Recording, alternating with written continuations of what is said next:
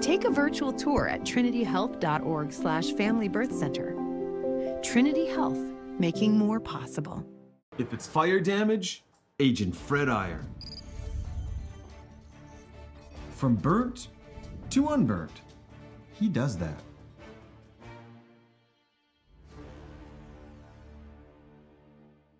Our history sets us on our path. From the moment we're born, we begin our walk through life. We learn so we can discover. We find our passion and develop our skills. We build relationships. We start thinking about what we're going to leave behind to those we love. Let our legacy help shape yours. First International Bank and Trust. No matter your place in life, we can help you live first. Great news! If you're looking for a new vehicle, Ryan Family Dealerships has the best selection we've had in years. You'll find fantastic offers from Nissan, Honda, Chevrolet, Buick, GMC, Cadillac, Chrysler, Dodge, Jeep, and Ram. Hold on! Ryan sells Chrysler, Dodge, Jeep, and Ram? Yes, we do, and we'd love to sell one to you. Visit one of our 5 convenient locations in Minot and Williston. Get your next vehicle from a name you know and trust. Ryan Family Dealerships. That sinking feeling you get when this happens? That's oil change-anxiety. The anxiety of being without a car with a billion things to do. The fear of being overcharged. The stress of not knowing where to go or who to trust. But you never get those feelings at Valvoline Instant Oil Change, where you can watch us work right from your car, and we finish up in about 15 minutes. We changed your oil and did our 18-point safety check. Valvoline Instant Oil Change. Service you can see, experts you can trust.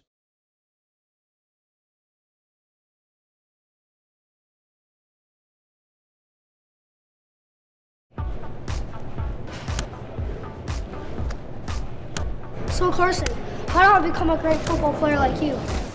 Well, practice and having a professional team to answer the call and handle anything you throw their way is also important.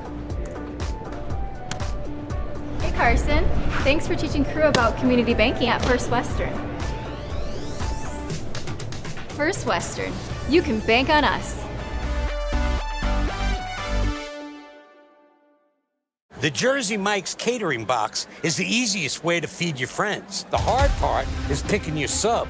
That's why we're having a draft. With the first pick, Sarah from Carolina selects number 13, the original Italian. You know, I trusted my gut, and that's exactly where the sub's gonna go, so. Hold on, we've got a trade. Jake traded his second pick with me, because I'm starved. Freshly sliced subs to go, wherever you and your friends. WDA Tournament Championship Night. Century and Minot, before we get things started, a special presentation for a gentleman inside of North Dakota high school hockey that deserves all the accolades possible. Mr. Bob Gillen going into the North Dakota Hockey Hall of Fame.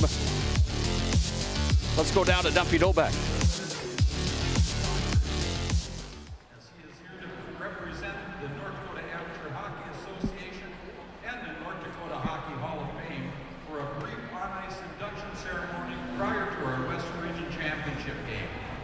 Ladies and gentlemen, Mr. Matt Stocker.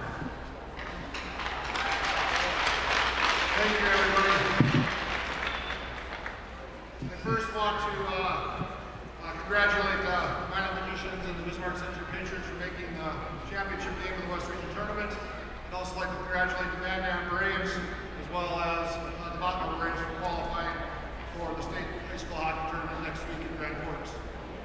I want to thank Matt Fetch, North Dakota High School Activity Association Executive Director,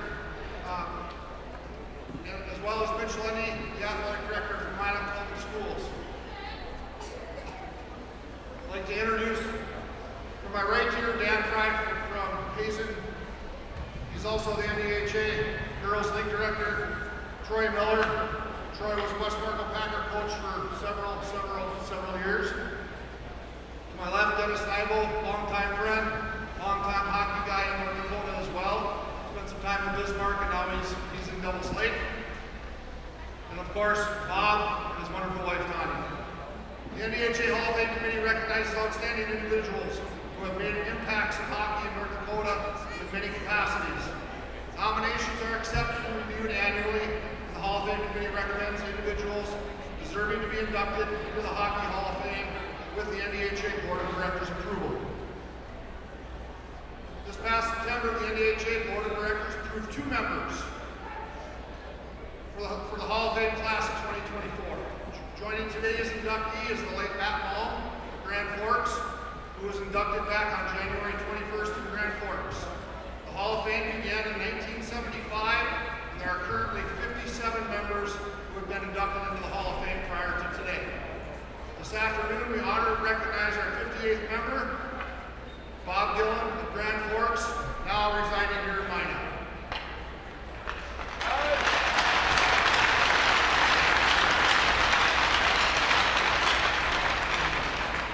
Bear with me now. A few little highlights, backgrounding Bob's highlights for the nomination to provide the reasons for his induction. It's a long list. Bob graduated from the University of North Dakota in 1994 and began his first job in Hazen, North Dakota as the hockey program coordinator, the Parks and Recs director, and the head high school hockey coach in the Hazen North Stars. Bob quickly got involved with NDHA and USA Hockey in 1996 and is still active in both organizations 28 years later.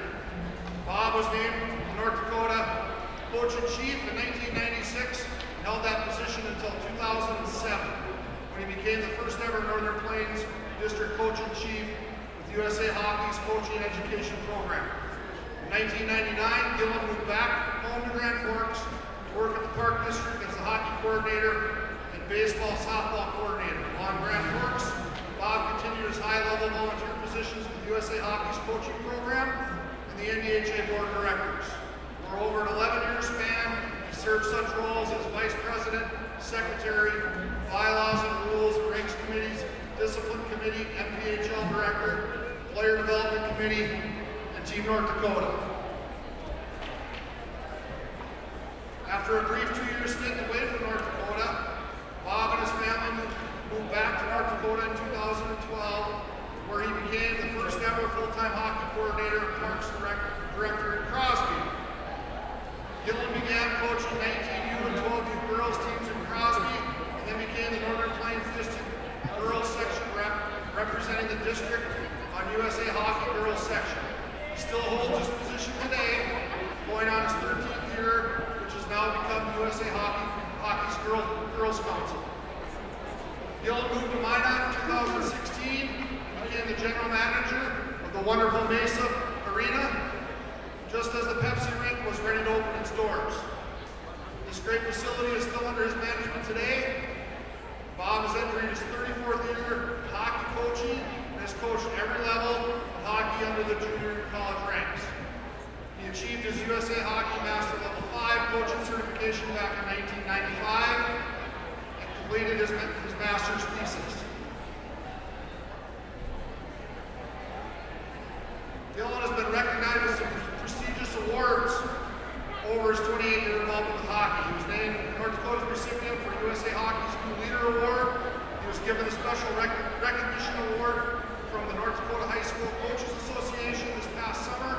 Was awarded from the North Dakota Associated Press Sportscasters and Sports Writers Association their Special Achievement Award, which is considered the highest honor on behalf of the association. In June, Bob will receive his 15-year service award at the USA Hockey Annual Meetings in Denver. Finally, Bob is most recognized around the state for all the errors he does in the last 26 years on the North Dakota High School Hockey website.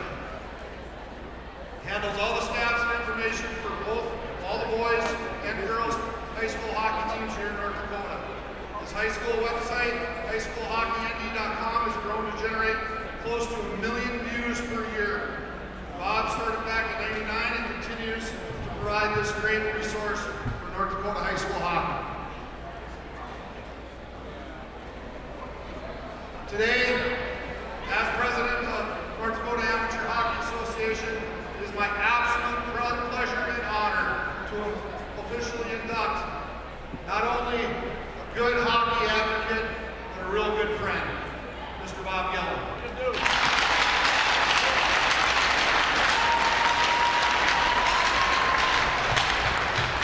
Bob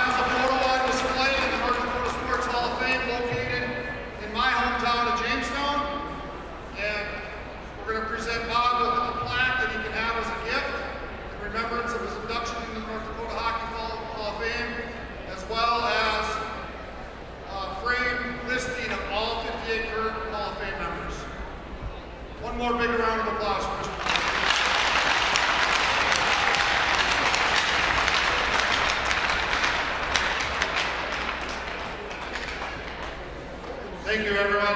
Good luck today and have fun, boys.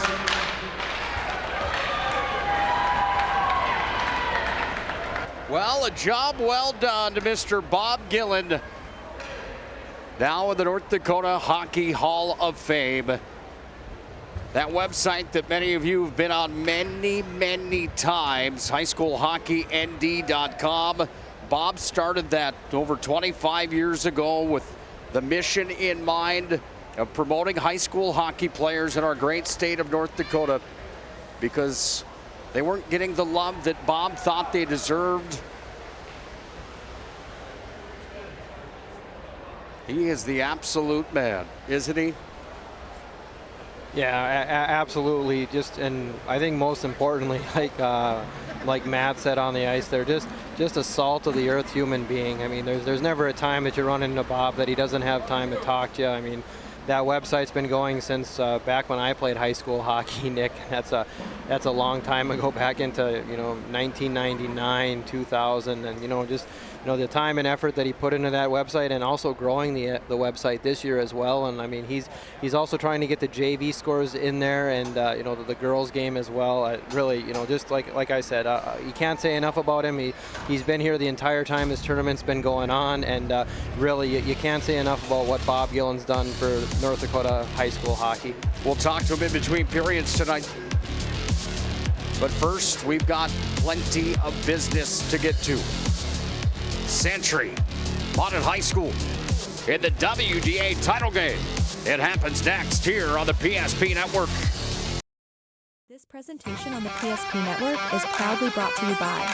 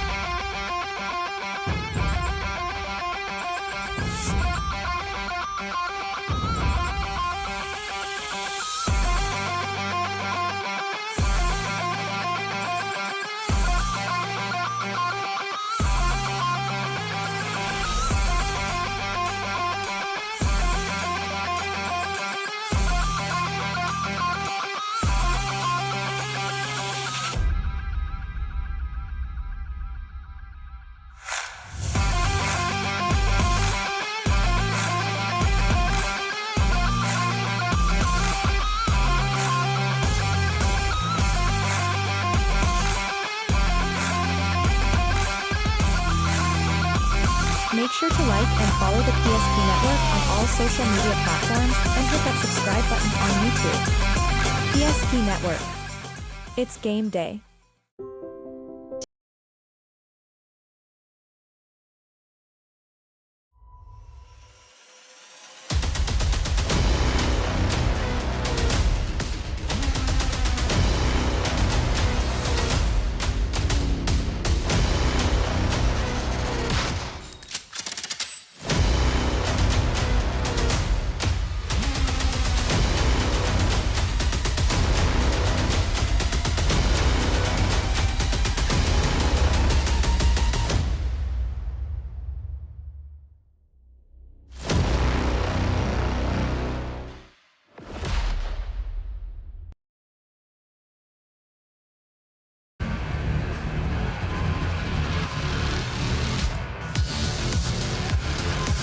For the 150th time ever, Century and Minot High School collide tonight in WDA High School Hockey. Tonight it's for all the marbles. It's the West Region Championship game, and it's live here on PSP Plus. Alongside of Mr. Dave Wilson, I'm Nick Holbert. This is our Valvoline Instant Oil Change pregame show. Valvoline Instant Oil Change locations in Minot and Bismarck, 15-minute drive-through oil change. You can't beat it at Valvoline Instant Oil Change. It's quick, it's convenient, they're fast, they're friendly, they do a fantastic job. I'm telling you, Valvoline Instant Oil Change is where it is at. Find out more online, VIOC.com. I'm Nick Colburn, joined by my good friend, former Minot High standout goaltender, former coach of the West Fargo Cheyenne Mustangs, former coach of the Williston Coyotes, Zamboni extraordinaire. He's got a little bit of everything. And not only that, he's got a front row seat for tonight's showdown in the WDA Championship. Partners, are anything better than championship hockey? Right. Nothing better than tonight in the West region. Two teams, yes, they've punched their team, the ticket to the state tournament, but a lot to play for still this evening. And, with the opportunity for the kids to play a little bit more loose with that ticket being punched, but still a lot on the line. Minot High has been a buzzsaw. They're the heavy favorites, and they have been all year long, ever since the Jamboree at the start of the year out east, where they took care of Grand Forks Red River. They tied Central. They had a good game against East Grand Forks. Midway through the year, they went out to Roseau and beat Roseau in the Holiday Classic and some Minnesota schools. On the other side, you've got Century. That's a team that's dynamite as well. They sit at 18-4-1 on their campaign. Century's been a team where all year long they've been at the top of the ladder, they've been at the front of the field. Seemed like they were a little bit sluggish towards the end of the year, didn't have the finish that they wanted. We saw them in the quarterfinals. We thought maybe, hey, what's going on with Century? And then last night they came out like a buzzsaw and waxed legacy. What can we expect in the showdown here tonight? These two teams seem to be playing their best hockey. Right, and at this point I think we've got the two best teams here tonight, Nick, in the region championship game. And I thought last night was probably the best performance we've seen from Bismarck Century this year. And you ask any coach when's the right time to be playing well, and they'll say, hey, it's a marathon, not a sprint. And they did maybe sag off a little bit towards the end of the year, but in tournament time is when really all your chips are down, and Coach Olson's got them playing really well this weekend, and with hopes tonight of another region championship for them. Yeah, another region championship is right, Dave. And it's a Century team that's not shy of getting a region championship. Century had their most recent back in 2021. Let's take a look at the pedigrees of these hockey teams, and this graphic gives you a pretty good indication of how they match up here tonight. Start here. In the season series, Minot High has 2 wins against the Century Patriots. The Magi have 2 wins over Century in the regular season. Minot won 2-1 here at the Pepsi rink early on in the year. 4th game of the year for Minot High on the 10th of December. 2-1, again a close score. Then they played down in Bismarck on the 7th of January, about a month later, and Minot High pounded them. It was 8-2 the final score, so Minot High's got a 2-0 all-time 2-0 series advantage this year. All-time, Minot High has the advantage there as well at 74, 45-5. They match up here again today. Minot's the 1 seed, Century the 2. Minot High at 22-1, Century at 14-4-5, however you shake out those points. Minot High scored 138 goals on the year. That's the most in the state, Dave. 42 goals have been surrendered. Century scored 86. They've given up 58. Minot High's power play is unreal at 37.5. Century's is at 22. The penalty kill for Minot High is at 81. Century's is at 79. Minot has every statistical category covered on paper.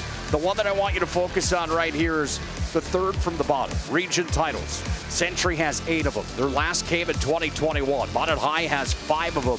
Their last came in 2006, Dave. Yeah, and I was talking to John Willard, the longtime Minot High assistant coach, on my way into the building, and 2006 would have been Jordan Willard's senior year for Minot High School. He moved on to play for, I believe, Tri-City in the USHL. They won it in 2005, his junior year at the All Seasons Arena, and the year after in the VFW. But we're going on roughly 20 years for Minot High School since they've won that prestigious WGA championship. And with that number 1 seed, a lot of the conversation conversations I've had with Minot people is, you know, there's a lot of variables that comes with that. You know, you get that last change at the state tournament in that first round, and also if you get by that quarterfinal round and you're playing either Central or Red River, you get the last change out of the TV timeouts as well. So, you know, very, very important. And, you know, it's 20 years is a long time for a program like Minot. And yes, you know, the state championships are important as well, but part of that variable is, you know, giving yourself the best opportunity when you get to the state tournament to have the certain variables like the last change in the game and you know, the nicer locker room. And you know, I was talking to my dad today, who did the state tournament in Grand Forks for a lot of years, and he said, you know, the number one seed for both schools just gets treated differently. And we know when you're at Ralph Engelstad Arena and Central or Red River's number one, they get the really nice visitor locker room, and you know, stuff like that takes care of itself. And you know, the officials kind of, you know, they'll perk up their ears more when they're skating by the number one seed for the East if they think there's a penalty or something like that. And that's just the way it goes. So you know, that's important for these guys. And a team like Minot that's so deep with so many different options, you know, getting the last change in that first round is big, but even that second round when you get into the lights and Ralph Engelstad Arena against the Central or Red River, that's pretty big too. It is gigantic. Minot High, are they cursed? 2006, a long time ago, my friends. Century hasn't had a problem winning those region championships. Century, again, has been a buzzsaw. After 2006, it was either Bismarck High or Century, all the way until Legacy won one just a few years back, and then Jamestown won one, then Legacy, then Dickinson. So a Bismarck school that hasn't been anybody besides Legacy in the last 3 years hasn't won one. And the Magi are really looking for that here today. Let's see how they're going to do it. This graphic right here will give you a pretty good idea of what Minot High is all about in this tournament. Easton Panasuk, 9 points in 2 games for Panny, they call him. Mac Morelli, the all-time leading goal getter at Minot High, has a chance to become the all-time leading point getter at Minot High here today. He's only 5 points away from Tom Fillion's all-time mark. 15 combined points between those two young men, and then you can add their line mate Rylan Rutlick into that conversation as well to get him to 21. Rutlick had 3 goals, 3 assists in the tournament. He had 2 goals yesterday. Century's got guns too, though, Dave. Heath Frickman, 5 points in the tournament. Andrew Brubaken's a big-time player as well. Brubaken has 4 points, 3 goals, 1 assist, and that kid seems to have some timely efforts for the Century Patriots. Yeah, and he was fantastic last night for them against Legacy. Just a senior forward for them that did everything right. You know, had a couple points there. Was on the ice for a lot of that 5-minute major penalty that they had to kill, playing defense for him, and he got a big assist on the game-winning goal during that penalty kill. And really, Morelli's had a really nice tournament, but if you told me a player outside of Morelli this tournament that I've been really impressed with, you would absolutely say Brubaken in the way that he's played. Yeah, he is a special kid. Let's take a look at the top players in the state through this point. Coming in on the 22nd of February, 1 game left in region tournament play before state next week. Mac Morelli, number 2 in North Dakota with those 67 total points. Easton Panasuk, number 3 with 55 points. Rutlick, number 6 with the 45 he's gotten. Brubaken, number 8 with the 42 points that he's collected. These guys are guns, and we're going to see some of the best players in the state of North Dakota here today. On top of that, however, we're going to see some of the best goaltenders inside of the West region and North Dakota today as well. The top goaltenders in all of the land. Devin Keller, number 1 for Minot High School, with a 1.46 goals against average and a 902 save percentage. When you've got a kid back there like Keller, you should be able to win games. He's the only undefeated kid in the state of North Dakota. But today he goes against Jaden Kleingen at number 4 on the list inside the state. 2 kids that are going to have to shine today. Right, and when the lights got bright last night, I thought Kleingen was really good for Bismarck Century. When Legacy was trying to crawl back into that hockey game, he made 2 or 3 really nice saves to keep the score at a 2-goal lead for Century. And good players show up in the big moments, and I thought the lights weren't too much for him last night. He was excellent for his team, very well. Could have been one of the players of the game for them last night, with, without Frickman or Brubach and having their heroics. But I thought he was really locked in. What else could you want? A senior goaltender, played well over 1,000 minutes for him this year, and he's been a really steady Eddie for these guys. Maybe didn't have the best start to the tournament that he wanted, but when the chips were down and to make the state tournament, he was really, really solid for the Century Patriots. Yeah, he's 17-3 on the year. Devin Keller's 21-0. The only difference between the two kids, Kleingen will graduate out this year. Keller's got one more year of eligibility. These two kids will have to be big. That's your goaltender matchup today, brought to you by Planet Pizza, proudly serving the Magic City for over 25 years. Here come the Magi. Century's on the ice. Oh, baby, you better buckle up tight. Let's take a look at a couple kids that are going to be factors in this hockey game here today. We talk about those big-time players. Andrew Brubach and Mac Morelli head-to-head. Two of the best. They're both all WDA selections. Morelli's got All-State on his tag to his name. And Morelli on the year has really lit it up, hasn't he? And we expect these big-time players to be bigger in big-time games. Yeah, and we've seen it from both of them. And Morelli leading the charge, giving Minot the early lead yesterday in their game against Jamestown. And, we've already spoken at length about Andrew Brubach, and two guys that are definitely difference makers for their hockey teams. And, I'm really excited to see kind of this head-to-head battle, how much they play against each other tonight. You might see a little bit of line mix matching between the coaches tonight, but two senior leaders ready to get their team a region championship. Oh, wow. Somebody will get it today, somebody will not. Both teams go on to the state tournament, Dave. What are the keys to the game to get them there? Let's look at them right now. Brought to you by Northern Plains Heating and Air. No other choice to seal your heating and air game than Northern Plains Heating and Air. First for Century, they got to be sticky.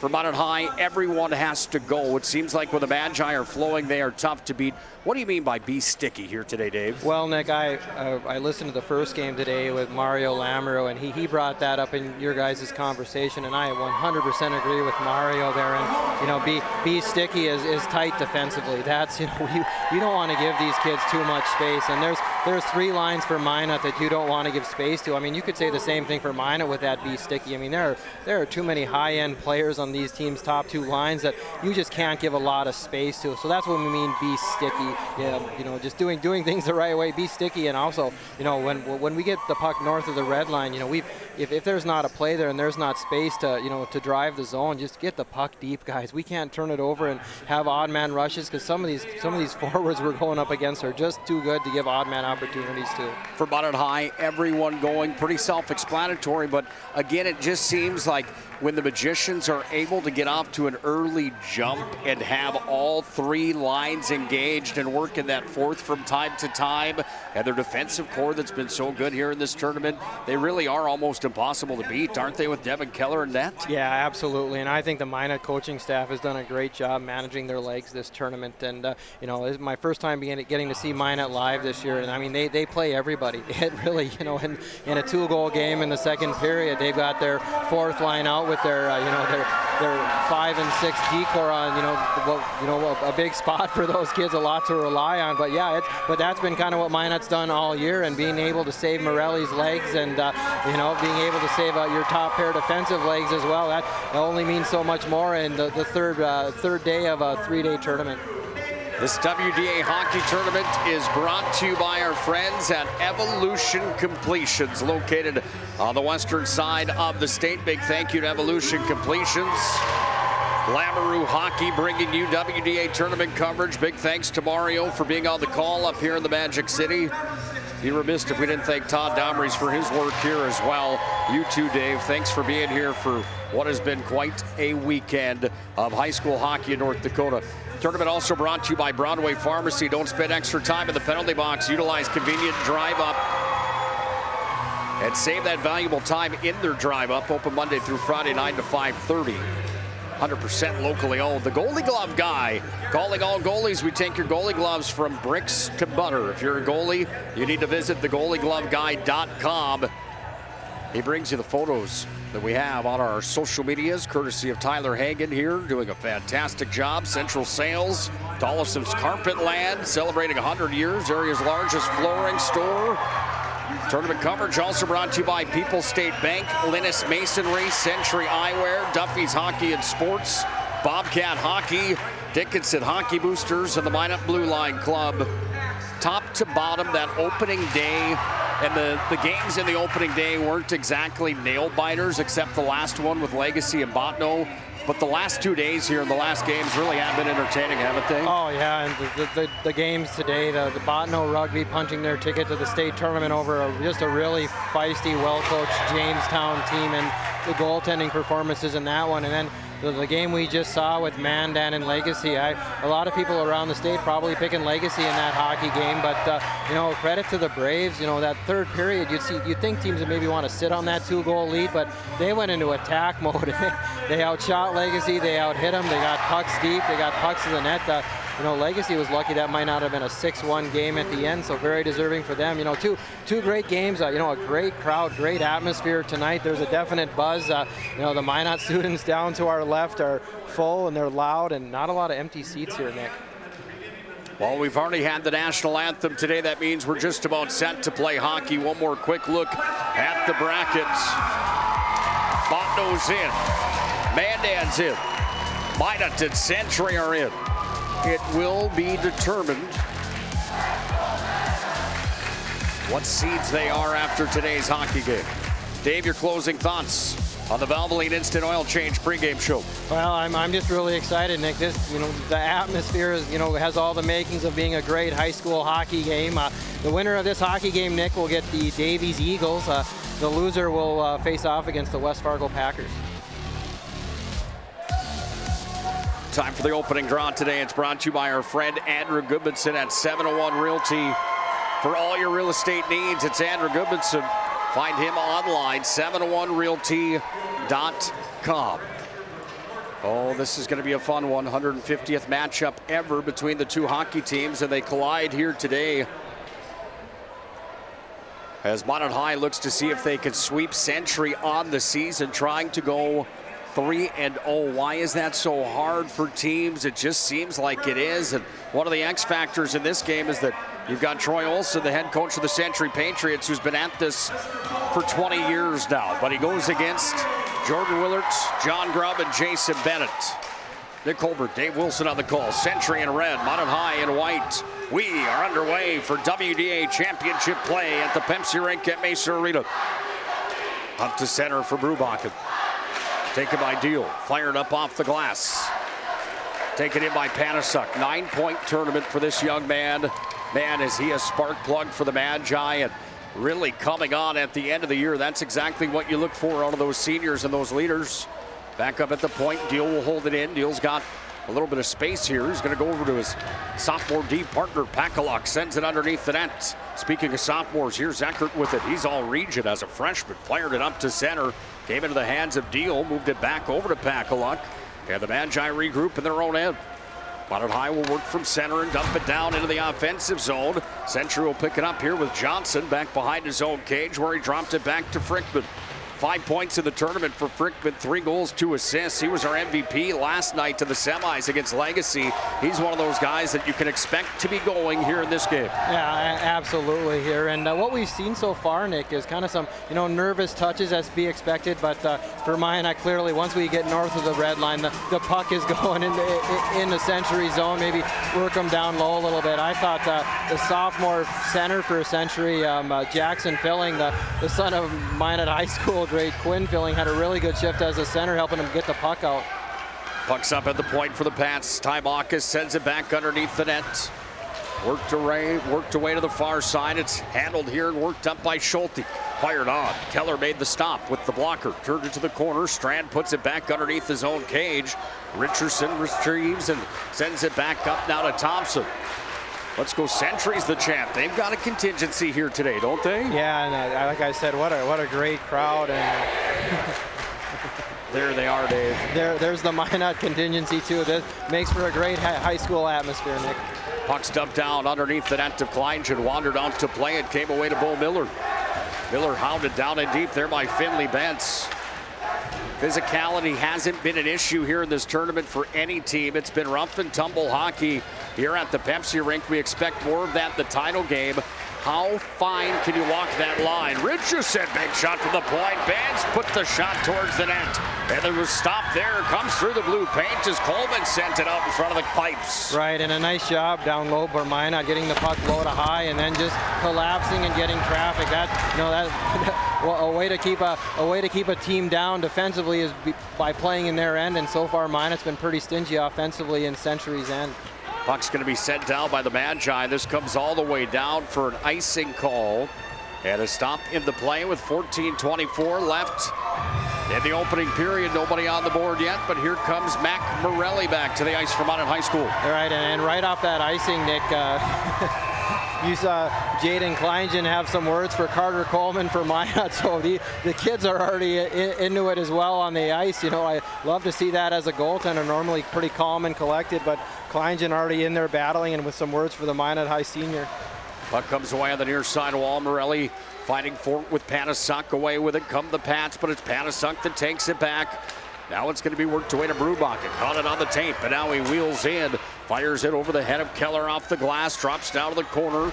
Brubach got it back off the hands there of Sorensen. Brubach inside of the net, trying to wrap it around. Suited in front. Oh, Keller save. Rebound loose in front of the paint. Still, Keller had the flurry and the scramble there. And the Minot High netminder lost his stick, but he made 2 saves on the play. And, you know, just like we talked about, Minot was getting established down low. That's what you see from this top Century line. That's oh so good when they get possession down low. Keller really, you know, I don't think he knew where the puck was on the corner there. Brubach was able to get possession behind the net there off a paddle down play from Keller, and he throws it out front where chaos happens. Keller's able to push off his post, make a nice save, and then from there, Nick, it is just an absolute hog pile in front of the net, and Minot dodges a big bullet there. Keller stands up tall for his first opportunity, and they live to play on with 13:32 left in the first period. The knock on Keller all year from the people that may not know it is that, yeah, he only sees about 12 shots a game, and he usually gives up 1.49 goals against average. You know, is he going to give one up? Well, when you're cold back there, you don't get many shots in a game. I mean, it's hard to stay in those contests, and a lot of times throughout the year, the goals that have been surrendered by Keller have been late to the contest, maybe when top units are still out on the other side. The dogs have been called off, maybe, where the intensity's maybe a little bit lighter. The word on the street about the young man from everybody that we've talked to, from the youth hockey program all the way up to the high school coaches, is that Keller's the real deal, and he gets better as time goes and the more shots he sees. Yeah, and on the east side of the state, he's remembered for a game that he had at the Bantam AA level against the Grand Forks Aviators, where he was just absolutely outstanding in a game that I believe it was a 0-0 overtime tie that he shut him out with 50-plus shots. So, I mean, he's well known around the state, you know, the type of goaltender and the level that he can play at. Will we see a shootout like that today with high shots? Both teams playing defensively well right now. Minot's got the puck in the offensive zone, but it's Century with the breakup. They've got a shot advantage at 3-1 early in the game, but here comes Finley Bentz into the zone. Bentz will move it away on the near side. Coleman at his pocket pick. Now the move. This is Eckert. He'll walk in with it. Eckert trying to go wide. Eckert out in front. Oh, what a save from Keller. He slammed the door again. And we've seen that from Eckert all tournament long, and I've frankly seen it, you know, a couple times when I was in West Fargo this year. I mean, he is such a big physical force. It doesn't even look like he's skating, and somehow he's able to turn the edge on the defenseman. Brubach, it takes it away at the point. Walks and fires. Loose out in front of the Minot High goal. Here's Marsland with it. Shuffles it off. Morelli's by himself. Mac Morelli in. Fires all. Kleingen stoned him. And a great job there by Marsland off of a turnover initially. You know, a nice sauce pass, finding Morelli hanging at the far blue line. Kind of a shift there. You were worried for Minot after the turnover, but they collected themselves and were able to get a good chance to the region's top scorer. Here's Morelli in by himself. Had the chance.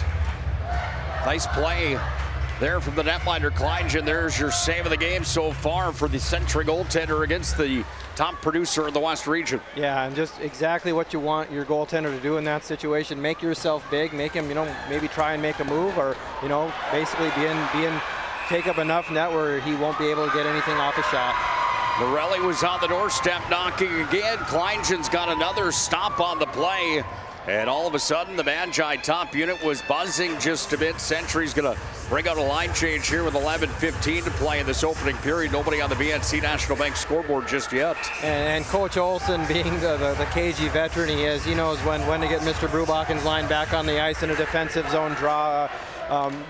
Really, I think he had his third line up and ready to go there. And, as soon as Minot got a little bit of pressure there in the defensive zone draw, he's like, we'll get my top unit out there and maybe, turn the tide a little bit. Brubaken back in, taken here by Deal. He's going to go around behind his own net, worked it up to Panasuk, delivered off now to Morelli. Panasuk again, and Panasuk through the neutral zone, steps in over the line, offsides on the Magi, and the Minot High fans didn't like that one very much. However, top crew on the ice here today, and these referees really have been good here at the tournament. Yeah, the right call there, as it looked like Mac was just a foot or two inside the line. And, you guys said it in an earlier game today. These guys have done a great job the entire tournament for after games, you don't want to kind of think of what if with different calls, but they've done a fantastic job, both the officials and the linesmen.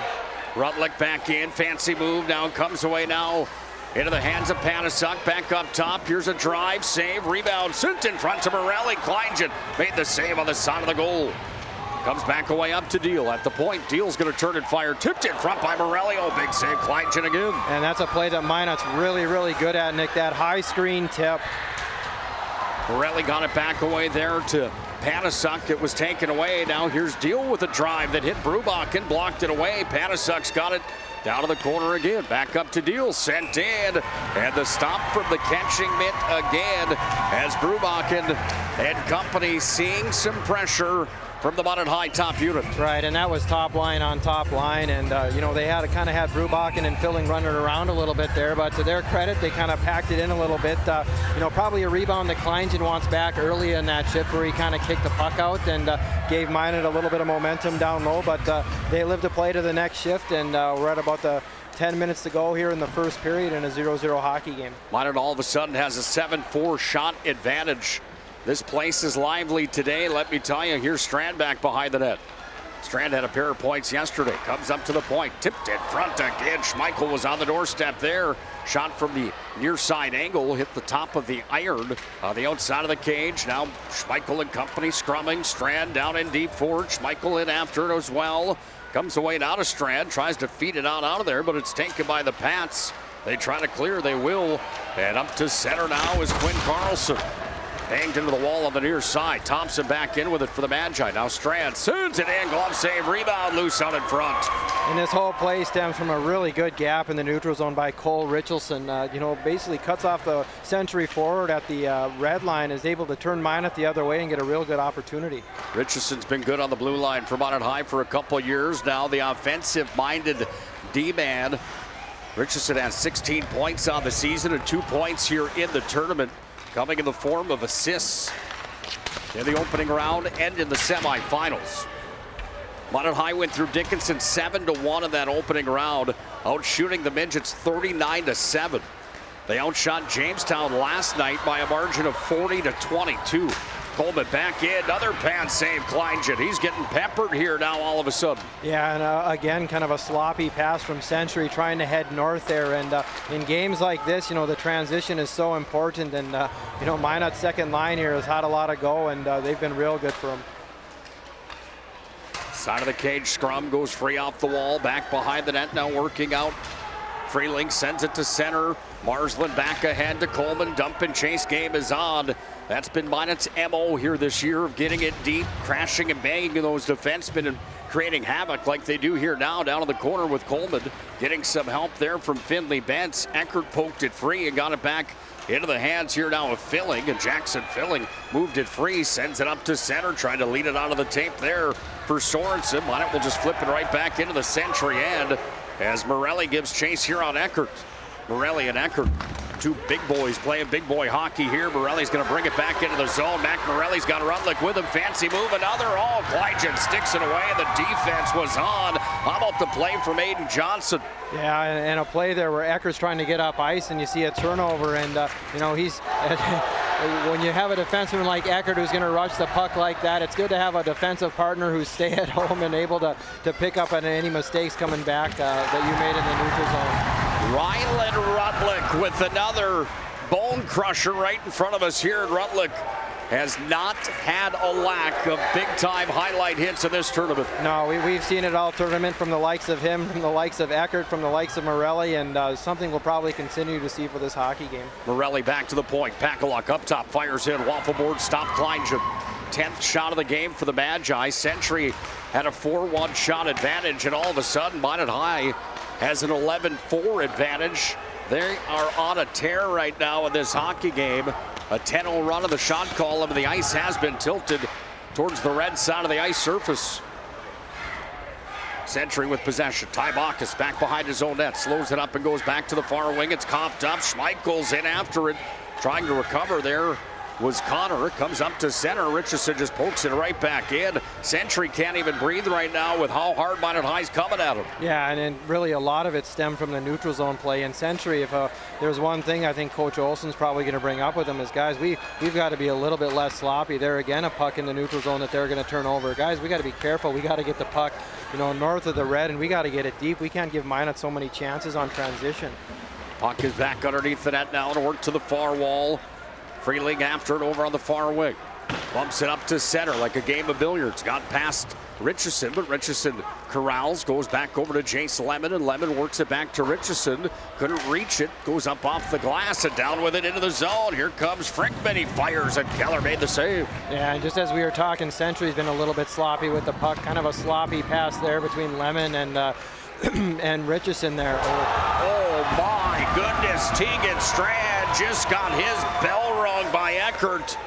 That was a big boy hit in front of the Minot High bench. And that's a guy that, when you got to know when he's on the ice, and you know when he's coming up the wall, and he had his head down there a little bit, and Eckert knowing exactly when to pinch up in the play and use the body. A great physical hit from him. Deshaw, the freshman at the point, sends it into the catching mitt it goes. Let's watch this one back on the Ryan Family Dealerships replay.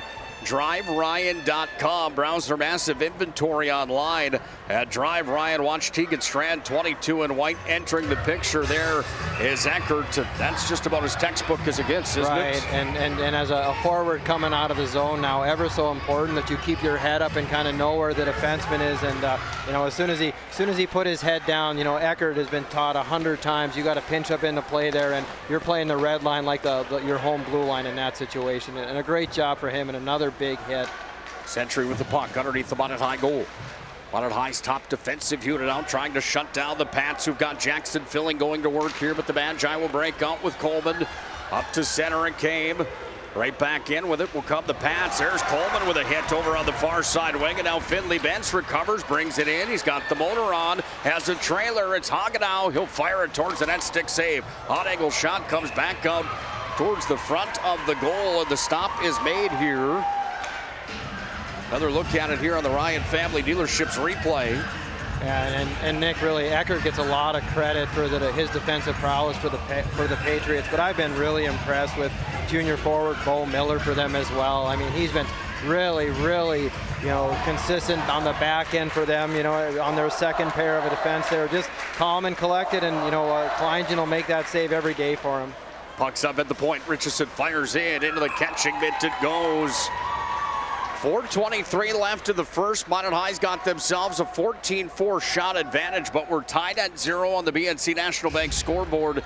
This has been entertaining so far here today, and the pendulum has swung the way of the Magi. However, Jaden Kleinjan stepping in big time for Century. Yeah, he was locked in last night, as we said, and he's locked in now. And it's a situation where if you're Minot, you might need to get some more bodies in front of him, and because at this point, if he sees it, he's going to stop it. Puck comes up to the near side at center. Freeling. There's a collision. Comes away to Panasuk. Got it back to Rutlick. He's in with it. Rutlick fires. Oh, nice defensive stop. Diving in front of that one was Aiden Johnson. Back comes Heath Frickman. Frickman into the wall with Richardson. Back underneath the Minot high goal. Here comes the Magi up to center again. Look at Rutlick roll. Oh, Rutlick was just tattooed at center. Jordan Willard's arm went up immediately. The Magi wanted the call. Look at this. Right back over towards the Century bench. Rylan Rutlick went right at the Century bench after that play. Then a hit after the whistle here. You better buckle up tight today, boys, because heads will roll in this contest in the WDA Championship. Watch this hit back at center ice as Rylan Rutlick got absolutely smoked on this play by 2 Patriots. And right there, any good weak side defenseman, Eckert, you know, in a 1-on-2 situation, you want that weak side defenseman to step up and cut the forward off and make a hit. And you know, Rutlick bobbled the puck there a little bit, and in that kind of had his head down looking for it, and that's all Eckert needed there to make that big hit at center ice. Strand missed the net high.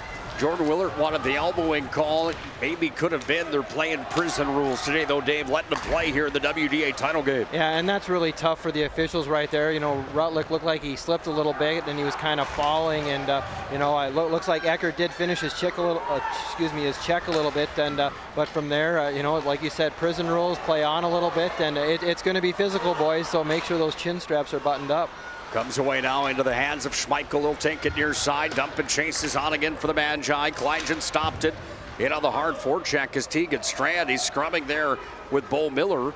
Comes away down to Brubakken, and Brubakken tried to clear it out. It went off of the back of Strand, and now the Hail Mary pass up to center's knocked down here by Pakaluk. Pakaluk's going to have the pocket picked, though, but it comes back to Finley Bentz. Finley Bentz wheeling and dealing. Look at this kid motor. He turns it on here at the Pepsi Stamp.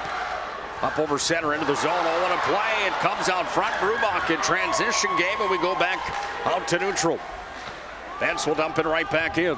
Wow, and just the skating ability. We talked a little bit about that off air, Nick, yesterday. Just the, you know, the skater that Bentz is, and right there being able to transition in his own zone and then able to go, you know, 0 to 100, you know, in about 3 or 4 steps. I mean, that, you know, these kids are so talented, and you know, their stick skills get overlooked for their skating skills at times. Down and deep, Coleman works it back to the point. Out of the hands of Deal, trying to move it ahead. Deal's going to get it back as it was knocked down. Skitters away down to the corner. A 2-for-2 scrub down in our blind spot here, Dave, with the high school student section on their feet, which you love to see today. Brubakken's up to center. It's a 2-on-1. Freeling in with Brubakken. Back was Culp in front of Keller. Oh, Keller made another stop for the Magi. Right, and a really nice play there by Carter Coleman, taking over for Deal, who had, you know, jumped down into the play. And in these games, you know, when you have defensemen pinched down low, you absolutely need those forwards to replace and recover for them. And a rush goes the other way, and that's a 2-on-1 if your forward doesn't take over for your D-man. Here comes Tate Hagenau into the zone. He's hauled up. Beckert's going to be charged. And the Magi are going to go on the Servpro power play. Eckert doesn't like the call, neither do the Pats fans. Into the box he goes. We'll watch it back on the Ryan Family Dealerships replay as Hagenau tried to break free. Yeah, and it looked like he was initially tied up with Panasuk in the neutral zone, but made a really nice recovery play. Unfortunately, he got his stick a little bit lateral there on Hagenau. Took him down right in front of the official, and Mr. Saul's always on the right there, made a nice call, and 2-minute power play for Minot. Magi have the best power play in the West region. They've also gone 3 for 7 in the WDA tournament. Morelli's got it up top here. Worked back over to Deal. Deal back to Morelli. Worked it underneath the goal line, walking out Strand, front of the cage. Oh, tops it on the doorstep. And he's denied on the play as the stop is made once again by Kleingen on the 15th shot on goal here in the hockey game for Minot High School. Well, you can tell what Minot's trying to do down here. They try to get people to suck up to Morelli. They'll move the puck down below the goal line there. It leaves that little bit of a net front open there, and Kleingen does a great job getting his feet on the post and kind of trying to make himself as big as possible there. A really nice glove save, no rebound, and a minute 41 left to go on this power play for Minot. Servpro power play on the year for the Magi, 37%. They've been lethal. Comes back away now to Morelli. He's got it here. Sends it out front. Oh, it was tipped on the shot from Oliver Thompson. Strand sends it back underneath into Gretzky's office here for Panasuk. Patriots works it away back to the point. Hayden Deal will handle here now. Gets it off to Morelli. He's got a bomb from here. Sends it in. Went wide. Karam's out front. Back up to Deal. Now Deal will make a move. Sends it off forward. Back away to Strand. Back to Morelli. Then to Deal. They move it around and send it in. Patriots making Thompson in front of the net, but it's taken by the Pats and cleared. Right, and a nice job from Century there, taking away that high deflection that Minot was looking for, that they had success with yesterday against Jamestown. Are you entertained yet, Dave? Absolutely. What a great period. What great pace in the third day of a tournament. I was wondering whether we'd see, maybe an issue with some legs here, but both teams are playing a lot of kids, and Troy Olsen with some words for the officials as he heads to the locker room. That's, if you know Ole, he's always got words for the officials, but a great start to this hockey game, Nick. Better buckle up tight. We're in store for what is going to be a treat today here at the Pepsi rink at Mesa Arena. 15-4 shot advantage for the Magi through one. The goaltender, Jaden Kleingen, standing tall for the Century Patriots. Devin Keller doing that as well. Century 4 shots on goal, 3 of which, in my mind, are high-quality chances, and the Century Guns aren't going to be done yet in this hockey game, I promise you that much. Magic Towing, first intermission report comes up next. We're going to talk with Bob Gillen. Just got inducted into the North Dakota Hockey Hall of Fame. We'll talk to Bob when we come back. We'll also have the highlights and the recap of the opening period of play from the WDA title game. Scoreless at the end of one period played here on PSP Plus. Presentation on the PSP Network is proudly brought to you by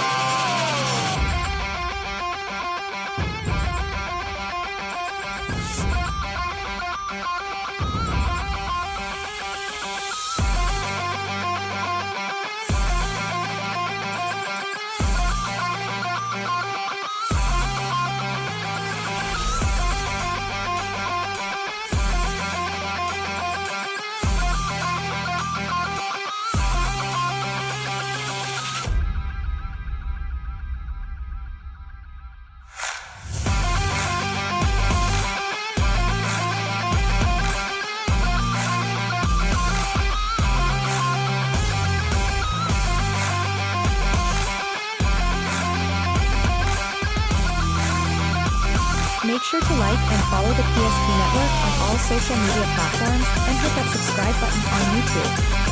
PSP Network. It's game day. An injury can happen anywhere, at any time, to anyone. It's not really something you can schedule on your calendar. But when it happens to you and it's not your fault, there's one law firm to remember. That firm is Schweigert, Clemeen, and McBride. We live here and take pride in helping our community. We know this area inside and out. We put in the work and fight for what's right so justice can prevail for you. That is what we're all about. We're on your side. We're Schweigert, Clemeen, and McBride. The foundation of the financial planning approach at Legacy Financial Partners is a personal relationship. Our unique and collaborative approach to financial planning starts with your dreams, not just the numbers. We will work with you regularly to take action to update your plan as your needs evolve, recommending products and services that are right for your situation.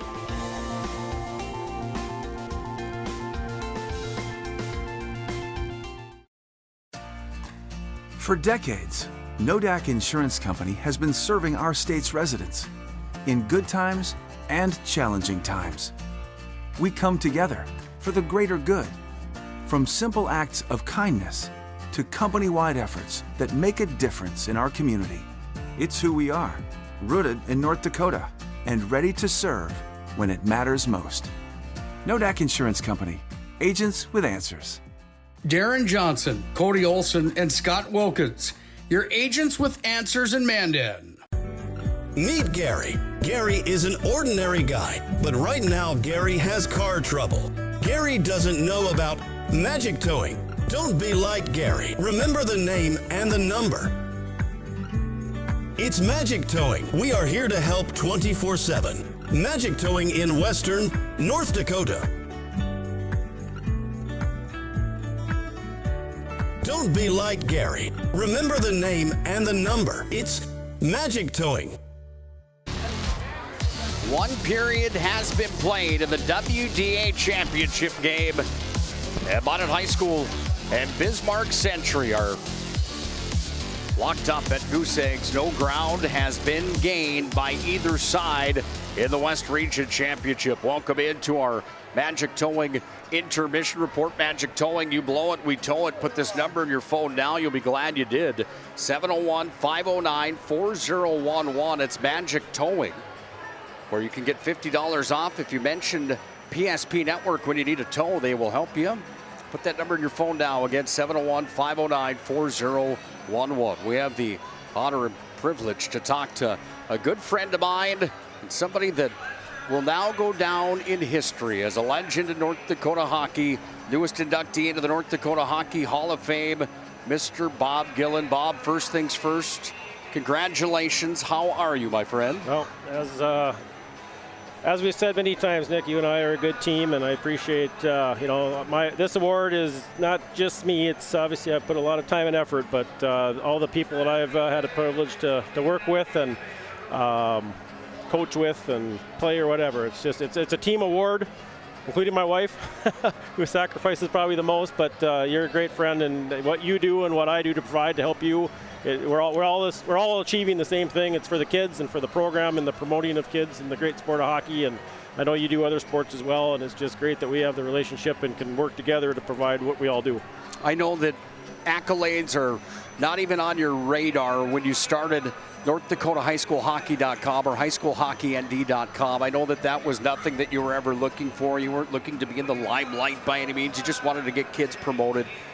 But over this amount of time now, Bob, that all that work and dedication has been put in on a day like today where you get saluted at the WDA tournament in front of close to 2,000 people, it has to feel pretty good to know that so many people do appreciate you, doesn't it? It is, and it hasn't hit me yet. It probably was just with the tournament and the atmosphere and all this stuff going behind the scenes running the rink. I'm sure tonight when I get home and kind of unwind, I've been putting 16-hour days in the last 3 days, and so it's just, I think the emotion might hit me then that, hey, yeah, that was kind of cool, but I'm honored. I mean, it's like I said, I'm not doing this for this kind of thing. It's obviously nice to be recognized, but I was a blue chip player. I knew I wasn't going to play past high school, but this kept me with the game. I have great friends that are referees, great friends. Troy Olson, I coached against him when I was in Hazen 28 years ago, and he's still here. I just have such great relationships. Jeff Ball, our referee tonight, he and I graduated high school at Red River together. So I mean, you have these bonds, and what you and I do, and friends. It's just it kept me with the game of hockey, the website. I never thought it'd get to where it is, and back then I was doing it by fax. We didn't have internet, so to see where we were and where we are now, it's just been great, and the relationships I would never have without the website. Correct me if I'm wrong. You start a website because there isn't enough stats in North Dakota to promote high school hockey players. You get the idea, and you say, I'm going to build a website, and I'm going to take every game sheet on every single night in North Dakota high school hockey, and I'm going to manually type them in on every night of high school hockey in the state for 25 years to make sure the kids are promoted. Am I wrong in any of that? Well, when it first started, when I moved to Grand Forks, and the websites were really basic back then, it would take me 45 minutes to do a score sheet because I would have to go to the team page, and as people got stats, I'd have to manually move the players individually. It wouldn't automatically do it. And then I go to the state scoring, or the goalie leaders have to manually move them every game sheet, and it would take, but I was single back then and young, but if I did that now, there's no way. And now we went to Sport Engine this year. I don't hardly type a thing. It's all done live scoring. I just go and correct things, enter schedules, and if there's video. But I'm spending way less time now on a Tuesday night when there's 13 games. I'm just getting to watch the games, go on the site, fix things at the end, and just kind of be a fan and just monitor the site and kind of be the resource person. But now I'm going on and my summer job is I've started a little bit putting on the top 50 point top 50 goals for boys and girls, top 50 assists, top goals against, and having the history now and building out actual things the other site couldn't do. And we have Bryce Mattern and Mackley Morelli who are chasing a lot of these records that no one could find on my old site because I didn't have the capability to put it on. And now we do, and so that's exciting for me to now not have to do data entry. I can put history entry and do some more different categories for the fans. I know that your wife deserves a ton of credit for all those hours. I mean, my goodness sakes, I know that there's been plenty of times in the last 15 years that I've been calling high school hockey where I've called and asked a question, and you've said, hey, I'm sitting on a beach right now. Let me get to the computer and I'll find out. I know that she's been very patient with that. God bless her, first of all. Second of all, where did this passion come from? Where did it start for you, Bob, with your love for the game and doing what you've done? Well, hockey's obviously been since I've been little, but I was, back when I was in Legion Baseball, my dad on a softball team and I was a little bat boy. I just started doing the scorebook.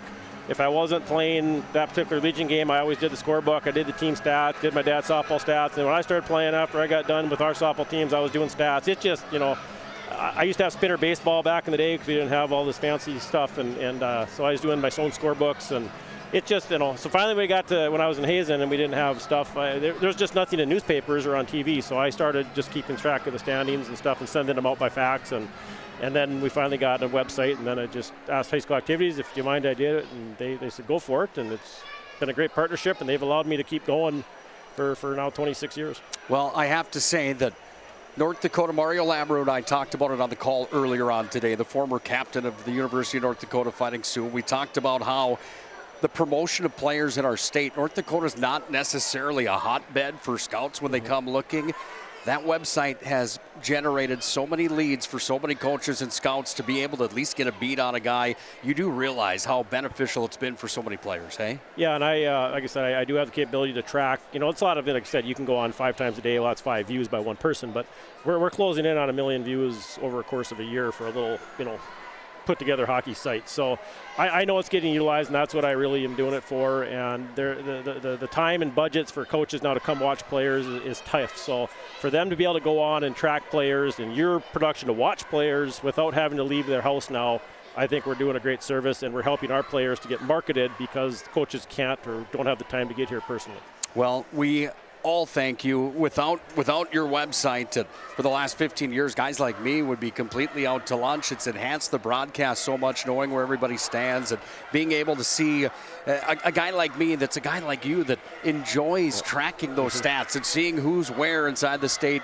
God bless you, man. Thank you so much for doing what you've done, and I'm so honored to call you a friend and know that you're finally recognized for all the work you've done. I appreciate it, and like I said, you've been great to have me on, and I really enjoy when I can watch you and see my stats on there and know that it's getting used and help you do your job, and overall put a great production together, which is, again, promoting our great game of hockey and our athletes here in North Dakota for both boys and girls high school hockey. Into the North Dakota sportscasters and sports writers memory book as well, with the most prestigious award that they have to offer now, the North Dakota Hockey Hall of Fame.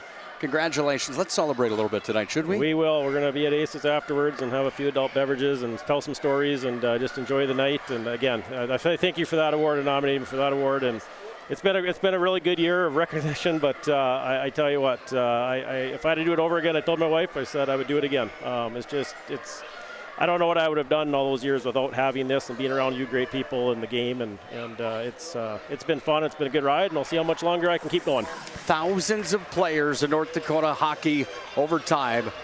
Need to say a special thank you to this man right here to my left. Bob, thanks again. Great job. Congratulations. Thanks again. Bob Gillen, North Dakota highschoolhockey.com, highschoolhockeynd.com now, the websites. Bob, we love you. We appreciate you. Congratulations once again. 2 minutes away from the start of the second, we'll have the highlights of the first. Just a bunch of hits and saves in that opening period. Nobody's on the board yet. We'll come back and break it down and get ready for the opening draw in the middle frame. That happens next here on the PSP Network.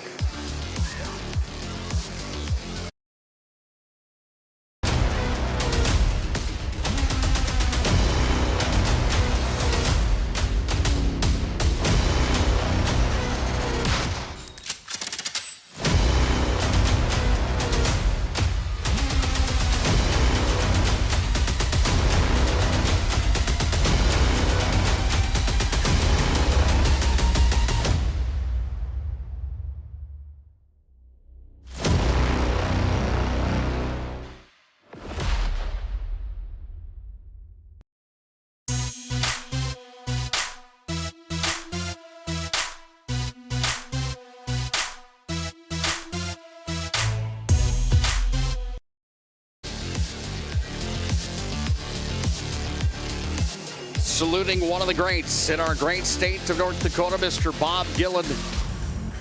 As we await the teams to come back to the ice, welcome back into the intermission report brought to you by Magic Towing. Nick Colbert, Dave Wilson. Dave, the conversation with Bob was rightfully so taking up most of our intermission report. We'll talk more about Bob in a moment, but what was it about the first period that you liked first for the Century Patriots? If you're Century, you like where your goaltender was at that period. He was locked in up to the task. You know, they kind of thwarted a couple of Minot rushes and some good Minot zone time there. You know, they're kind of, taking punches right now. And, I thought they got out of that period just fine. 0-0 on the scoreboard. Got through a penalty by Eckert there towards the end of the period. And, for them, hey, it's 0-0. It doesn't matter how many shots on goal they have if the scoreboard's 0-0. Well, Minot High is going to get a power play to continue on to start the period. Look at that big hit right there. We said it, you better buckle up tight and buckle the chin straps on because this is a rivalry game and there's a lot riding on it for a WDA championship here today. It's been back and forth. How about that one from Eckert? That's a big boy player playing big boy hockey right now. Both goaltenders making some saves in that first. Also, it seems like both kids have settled in nicely here in this contest. Yeah, and I don't think Keller was tested a whole lot that period, but when he was real strong for Minot. He made a nice stop on Eckert on a drive down low, moving from his left to his right, and we got another goal mouth scramble where he stood his ground and stood tall. And of the 6 saves he had, I would put 4 as the really, really good for his team type saves. Well, here we go. It's time for our second period of play. Century is in red, Minot High is in white. Nick Colbert, Dave Wilson on the call. Serpro power play for 49 seconds for the Magi to start things off here in the middle period. Puck comes up to Deal at the top of the point. Deal's got it here, sends it over to Morelli.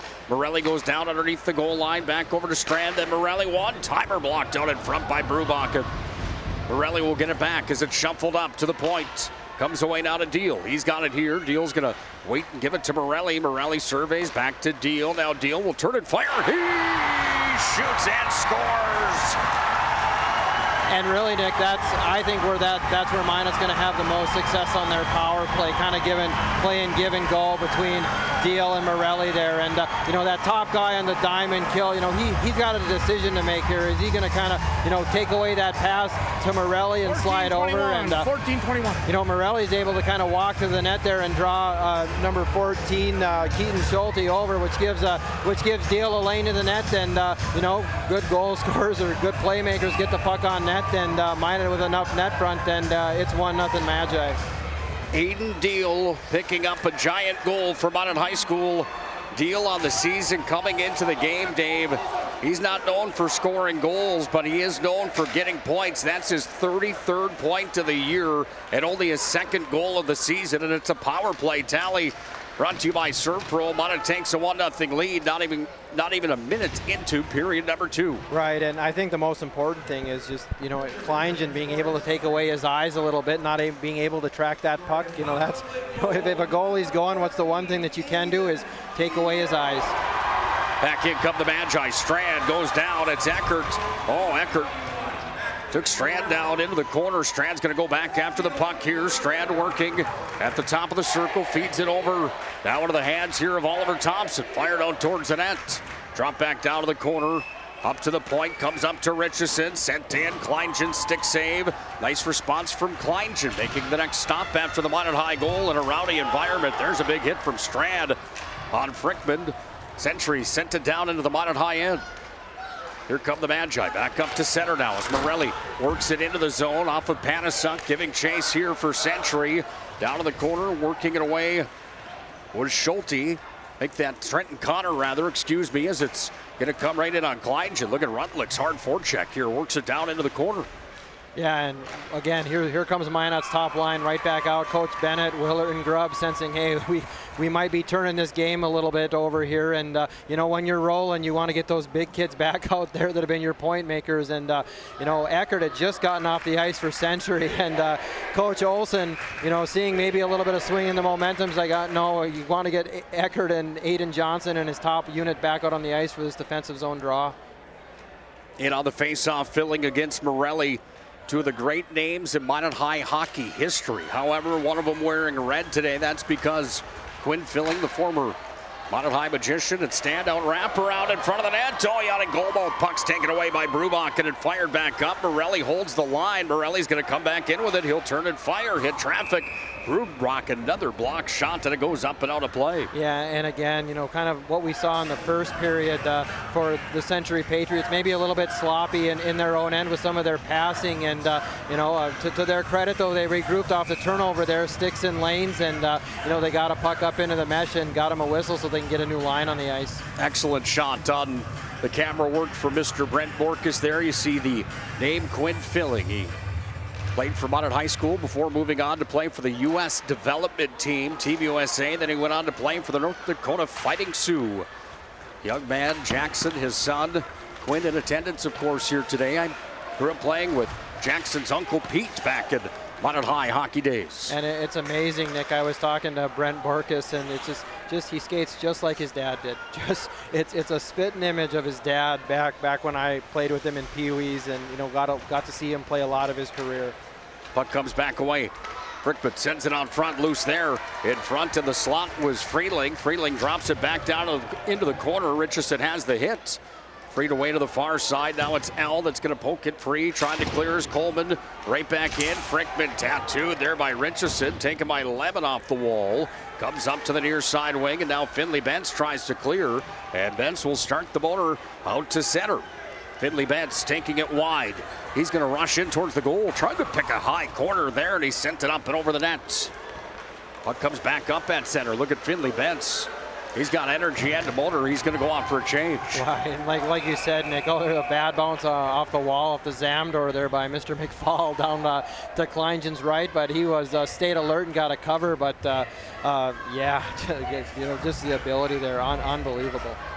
Today's game on the PSP Network proudly brought to you by Evolution Completions. Wishing all the athletes the best of luck. Lamoureux Hockey also bringing you the game today with Broadway Pharmacy. Don't spend extra time in the penalty box. Utilize the convenient drive-up and save your valuable time. Broadway Pharmacy, 100% locally owned. Duffy's Hockey and Sports, Tollison's Carpet Land, Minot Blue Line Club, Dickinson Hockey Boosters, Bobcat Hockey, Century Eyewear, Linus Masonry.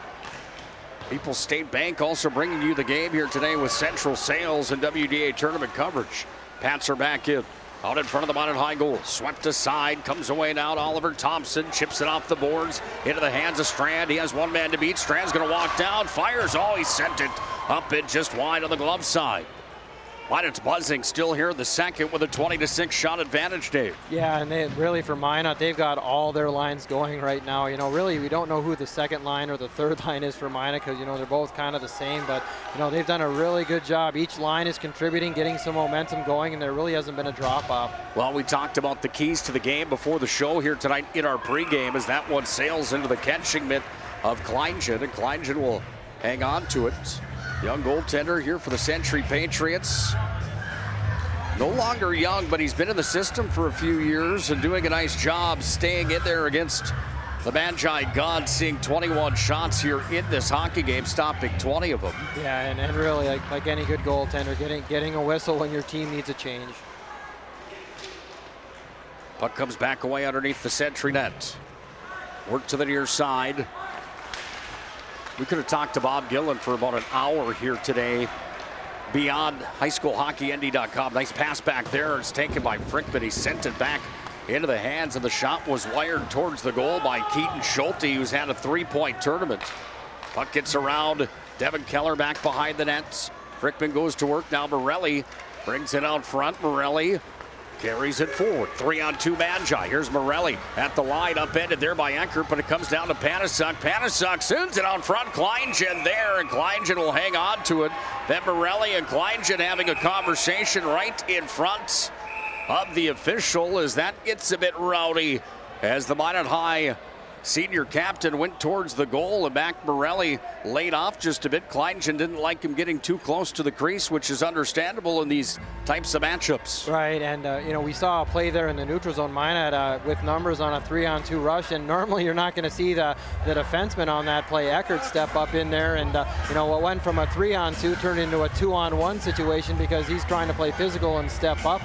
I'd prefer my defenseman to stick back, but you're not going to change the way that Eckert plays. A chance to thwart a rush and take the body in the neutral zone. He's going to take it. 11:49 to play here in the second. Minot leading by 1, courtesy of the Aiden Deal power play goal to start the second period. Comes out front to Finley Bentz, trying to get a handle on it. Bentz just couldn't wrangle it in. Out to center we go now as it's pushed off ahead here by Quinn Carlson. Back to Bob Gillen. And what he's been able to do inside of North Dakota high school hockey with that website, can you imagine taking 45 minutes per game sheet on nights that sometimes have up to 10 games just to get those stats in? I mean, that's hours upon hours for the love of the game. Right, and you talk, he'd say, hey, I was up till 4 in the morning doing game sheets, and he would be, because you'd see the time that the website was updated at when he'd post that and be like, my goodness, when do you sleep, Bob? Just right, unbelievable. And I think, like we said too, I could talk to Bob for 2 hours about non-hockey stuff. He's just that good of a person. He really is one of the genuine souls, no question about it. That award so deserved by Bob Gillen. Deshaw fires in. Oh, what a pad save there from Kleingen. Kicked the pillow out, and Kleingen makes another big stop on the 22nd shot of the game for Minot High School. He's going to have another one coming, possibly. Sent in front, Coleman couldn't get a handle on it. And the Magi go to work now as they're going to have to track back in their own territory, because here comes Brubacher and company in on Deal. Fired back up into neutral, and now it comes to Thompson. Back in with it across the blue line, trying to shuffle it across. Streaking towards the net was Strand, but here come the Patriots in Minot High territory. Yeah, and that's a puck you probably want young Mr. Thompson to just get deep there. Century really kind of hanging on by a thread there. You don't want to turn the puck over in that spot and give a good Patriot first line any opportunity going the other way. Up to center we go now as the Magi working across here with Tegan Strand. Strand will take it in, fires it out in front of the net, comes up to Deal at the point. Deal will send it in. That one sails just wide. Pakaluk here at the near side. Patriots working on it on the near side wall. Tanner Sorensen got it back to the D-man, Ty Bacchus.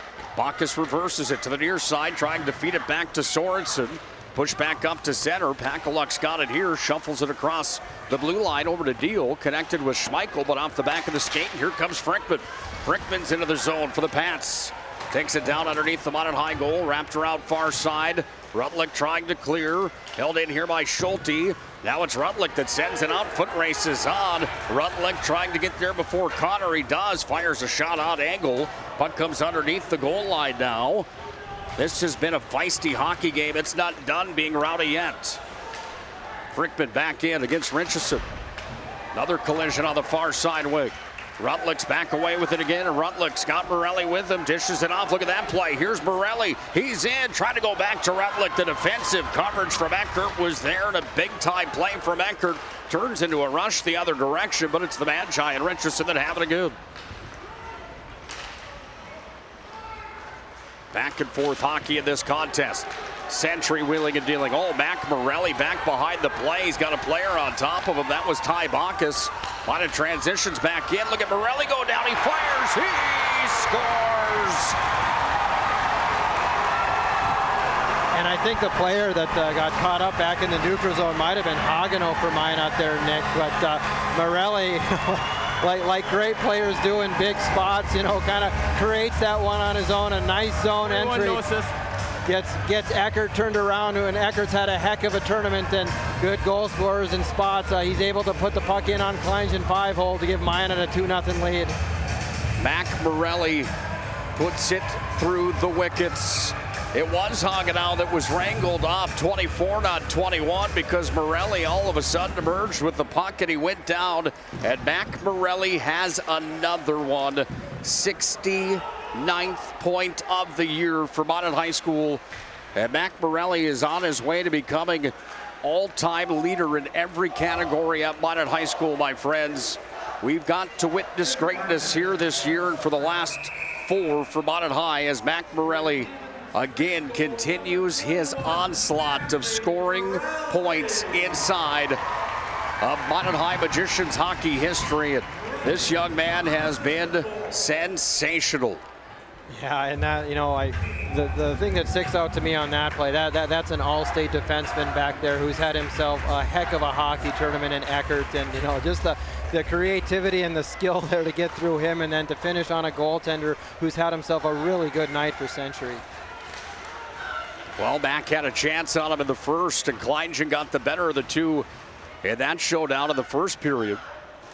Minot's got a 2-goal lead here and a 24/7 shot advantage in the hockey game, Dave. And right now, if you're the Century Patriots and Troy Olson, the head coach, do you look to make a major adjustment here? Do you have to make a major adjustment here? No, I think a lot just stems from they've been, you know, kind of sloppy with their outlets on pucks, and you know, with that, you know, they're playing in their end a lot, and you know, when you're playing in your end, you're not able to get those lines going, and you know, sometimes you're not able to get your lines all on the same page playing offense. But you know, for them, I think it's just go with what's been successful for us. We got to be better with our puck decisions, with a little bit better defensive zone, but you know, there's a long way to go in this one.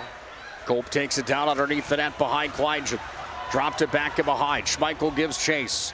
Oh, Schmeichel's roughed up a bit back in behind the goal. They're letting him play here today, and I absolutely love that for a WDA championship matchup. Right, absolutely. The officials have done a good job, and they've been very consistent. You know, if it's called one way, it's got to be called another way, and really right now kind of the precedent is we're not going to call it. Here's L up to center for the Magi. L's going to cut free. Delay call coming on Century. L fires. Cope turns it towards the side of the goal. Hit the side of the iron. And it goes out of reach of the Magi. And the Serve Pro power play comes back onto the ice surface here for Minot High. As the Magi power play has been good in this WDA hockey tournament. They come out again 1-for-1 here in the hockey game with 6:36 left in the second with a 2-goal lead. And L is a player we haven't seen a lot of this tournament, Nick. You know, I think he's got his first shift this game. We didn't see him, I don't think we saw him yesterday for Minot, but you know, a kid who's got some legs, like you said, use everybody mentality, is able to drive wide, make a play, and force Bacchus into a 2-minute penalty for holding. Bacchus to the box. Minot High Serve Pro power play comes back out. 4 power play goals on 8 attempts now in the WDA hockey tournament. You got to like floating at 50% with the man advantage, don't you, Dave? Oh, yeah. Just this time of the year, the special teams also important. Puck's going to be taken here by the Pats. They're going to clear it out. But right at center, it's Deal that moves it back in. By the way, the penalty kill for the Century Patriots at 82%. Good enough for the number 4 penalty kill inside of the WDA. And it's a Troy Olson hockey team that is always assignment sharp. And you know that special teams with Ole's groups and Troy Olson are always going to be tough. Well, and especially when you have kids like Brubachen, who, you know, they play most of the game at forward, but when they're killing a penalty, they're able to use him back at defense, and they're not able to skip a beat.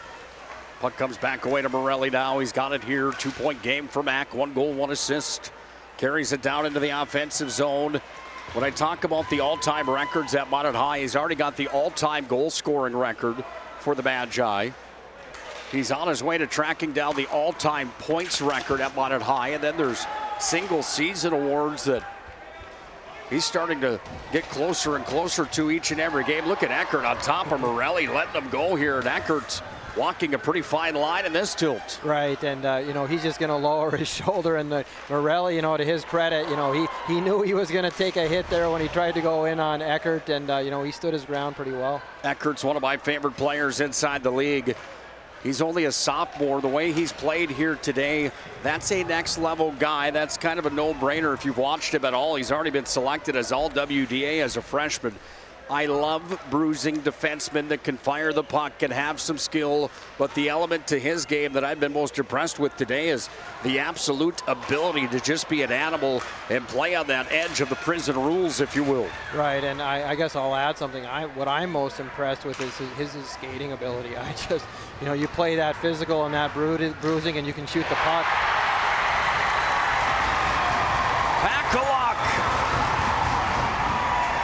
play goal for the Magi. It's 3-0 Minot High School. And we're talking, Nick, about defensemen that can shoot the puck. And there's from 17. A goal there from Pakaluk on the power play, just kind of a rotate out to the right of that umbrella they're trying to set up, and kind of, you know, friendly fire there. It looked like Brubakken was kind of taking his eyes away of his goaltender, Klein, and a power play goal for Minot, their second power play goal of the game, makes it 3-0 with 4:39 to go here in the second period. Oh my goodness. Pakaluk on the season, coming into the game, has scored 11 points on the year in his sophomore campaign. And Pakaluk finds himself with goal number 3, point number 12 on the season. Puck comes back away on the near side wall.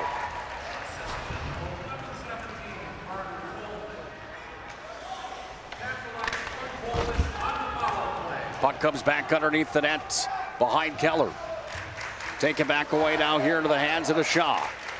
The Shaw's going to work it away now here to the near side wing, and it's going to be poked up at center, where it's taken and dumped right back down here by the Century Patriots. Then Bo Miller comes into the hands now of Tate Hagenau. Hagenau dumping, chases, he sends it down to the corner. How about the crowd in here today? Right, absolutely. I love the student section involvement in the game too, Nick. I really enjoy that. It's good to see the building full for a high school hockey game. Puck comes back away down to Brubakken, up to center. Taken here by Morelli again. Mac Morelli's got a handle on it, but he sent it into the zone. Comes back away down to Bo Miller. Miller's back in behind his own net, where he dropped it back into the hands here of Trenton Connor. Moved it up to center, taken here by Deal, and Deal will fire it off forward. Comes back away now on the near side wall. Panasuk scrubbing for it, got it off to Rutlick, tried to feed it out front. Under 3 to play in the second, but it's got a 3-goal lead. Back behind the net, sent out front for Panasuk, unable to get a hand on it. Comes back away now into the hands of Brubakken. He's deadly for Century. Lands right on the tape there here of Freeling, and Freeling fired. Comes back down to Panasuk. Top unit against top unit, and the Magi come out with it. They fire it up to center. Rutlick trying to poke it free. Nice play defensively there from Eckert. Eckert's got it, man. Streaking with them. Frickman save from Keller, and Keller's going to hang on. Now we've got a Donnybrook Bruin back in behind the cage, as the young man will be young man here today in this hockey game. We're going to see more of that as this continues. Yeah, and just, you know, like good players too, Hayden Eckert seeing that, you know, we might need to see a little bit of a change in momentum for the Century Patriots. Just, you know, creates a turnover on the wall and makes a really nice play, moving to his right across. Keller up to the task there, but, you know, the Patriots need a spark, and Hayden Eckert knows that, and he's going to bring it with his physicality and bring it with his skating and scoring ability. So, you know, a good chance for the Patriots there, maybe try to turn this game a little bit here in the second period. Well, the shots are 25-9 favoring Minot High School right now. Minot's got a 3-goal lead. It's not over yet. Here's a drive. No, it's not. It comes into the hands of Schulte, and Keaton Schulte taunts the Minot High student section. Oh, fella. And a real big goal there for Century's second line, you know, and it starts with Eckert getting that defense. 14 from 2. It starts with Eckert getting that offensive zone draw, just kind of a play that goes off of bodies in front, and it finds a soft spot out to Schulte. He'll make no mistake from there. Keller didn't get a real good read on that, and had a wide open gaping net, and Schulte finished like good finishers do. What a play that was. I do have to say, I don't know if I would taunt the opposing student section trailing 3-1 in the hockey game, but Century's got swag, and that's part of their game plan coming in here today. Right, and you know, it's one of those things too. You say, hey kid, don't poke the bear a little bit. Well, yeah, they love poking the bear. Well, the bear's been poked, and now Brubakken says, not only am I going to poke the bear, I'm going to go try to feed it, as he takes it down underneath the net. Brubakken fired it out front, tried to feed it off there to Filling, and it comes back at center, where it's going to be handled now by Bacchus. Eckert had the assist on the tally.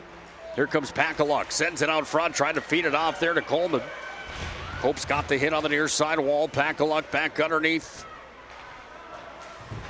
Sent over now to Finley Bentz. Bentz back behind the cage. Getting a handle on it first for Century is Bacchus.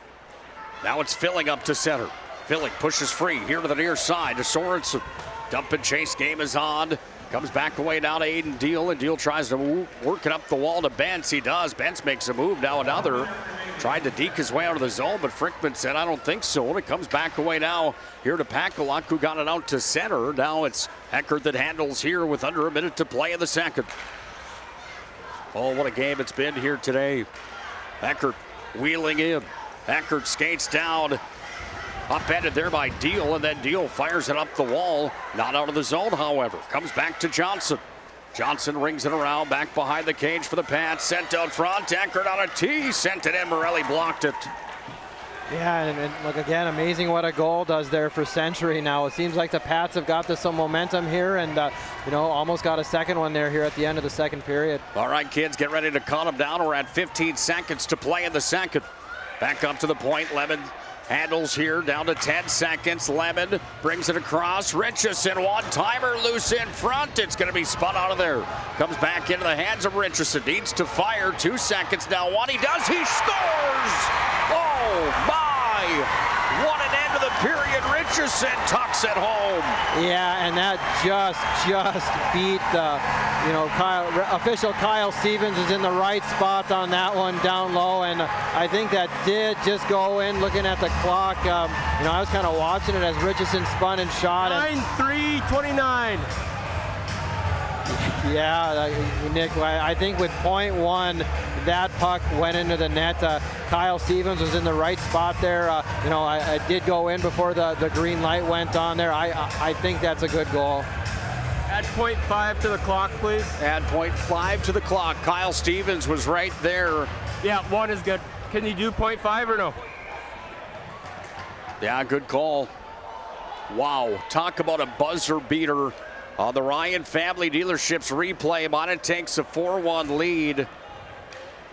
Yeah, and just what a swing in momentum where Century had pushed back and kind of, had some shifts and got some momentum for their team. And I thought Minot might have missed an opportunity with a puck that hit the body in front with some friendly fire. But, wow. They're trying to get the clock figured out here. But, I thought with Richardson there, I was like, oh, not too little too late. But to his credit, he gathers that puck on the boards and throws it on net and gets a big goal for Minot. Well, they just need to take the .5 off the clock. And that's what they will do here. Well, they got it right. How would you like to be an official in this hockey game today? That's a lot of pressure. Kyle Stevens had a good look at it.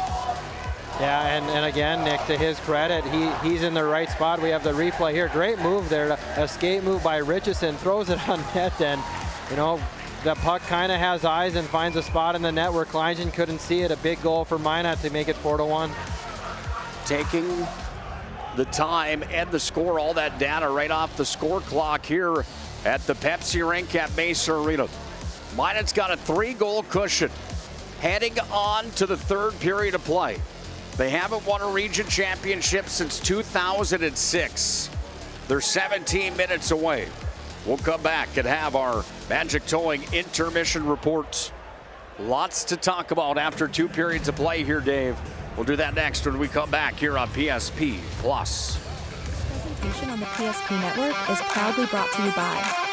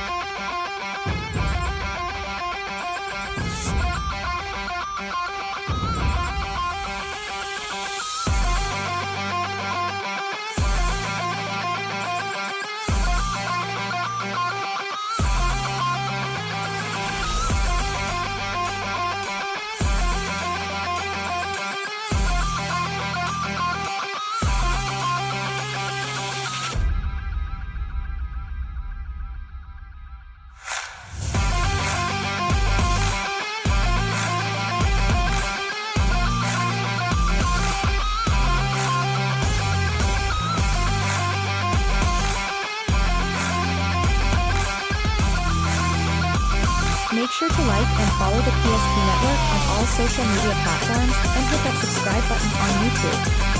PSP Network. It's game day. An injury can happen anywhere, at any time, to anyone.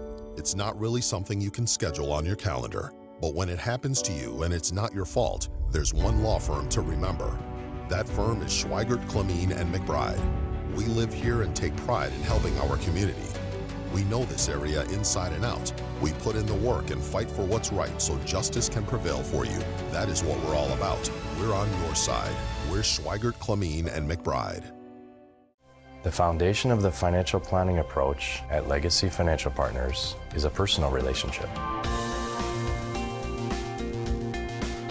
Our unique and collaborative approach to financial planning starts with your dreams, not just the numbers. We will work with you regularly to take action to update your plan as your needs evolve, recommending products and services that are right for your situation.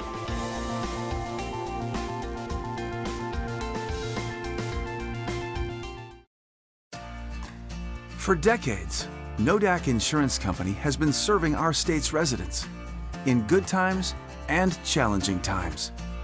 We come together for the greater good, from simple acts of kindness to company-wide efforts that make a difference in our community. It's who we are, rooted in North Dakota and ready to serve when it matters most.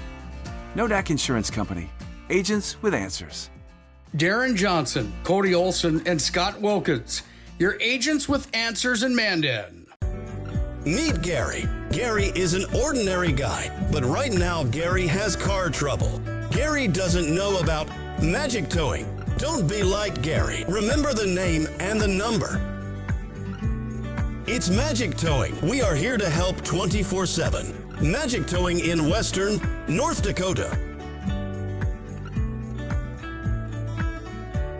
Don't be like Gary. Remember the name and the number. It's Magic Towing.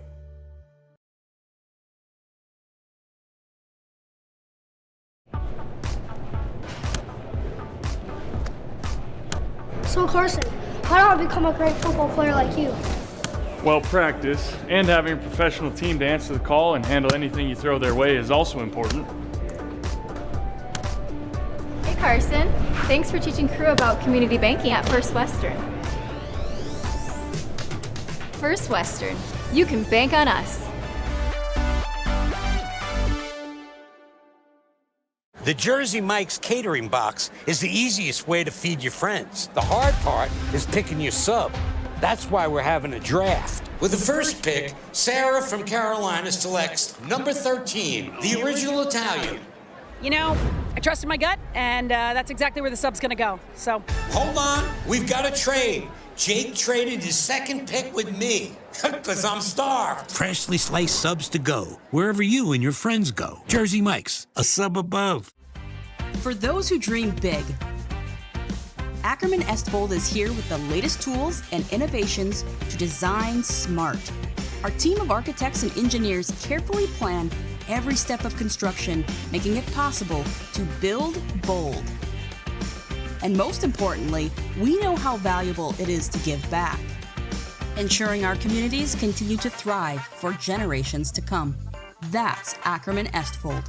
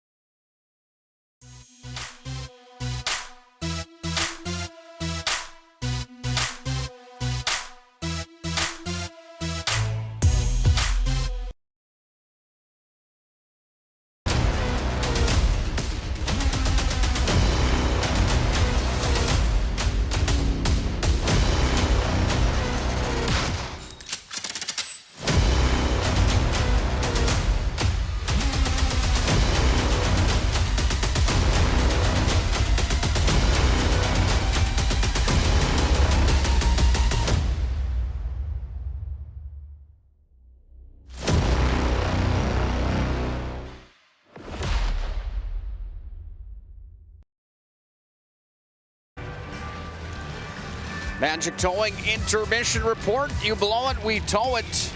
Put this number in your phone now. You'll be glad you did. 701-509-4011. It's Magic Towing. Nick Holbert, Dave Wilson, and a special guest here in the press box. The main man in charge, Ike Holbert. We haven't been able to hang out much during WDA hockey. Are you enjoying the game today, buddy? Yeah? Century going to come back and win this thing, or is Minot High going to put it in the bag, do you think? You think Minot High is? Well, that's a pretty good pick. 4-1 right now. We'll break it down. I love you, buddy. Thanks for being patient with Dad during tournament time. Let's rock and roll into this intermission report brought to you by Magic Towing. Send you back over to Mom over here, my friend. Don't get a whole lot of time with the little guys, the little ones, that is, when it comes to tournament time, Dave.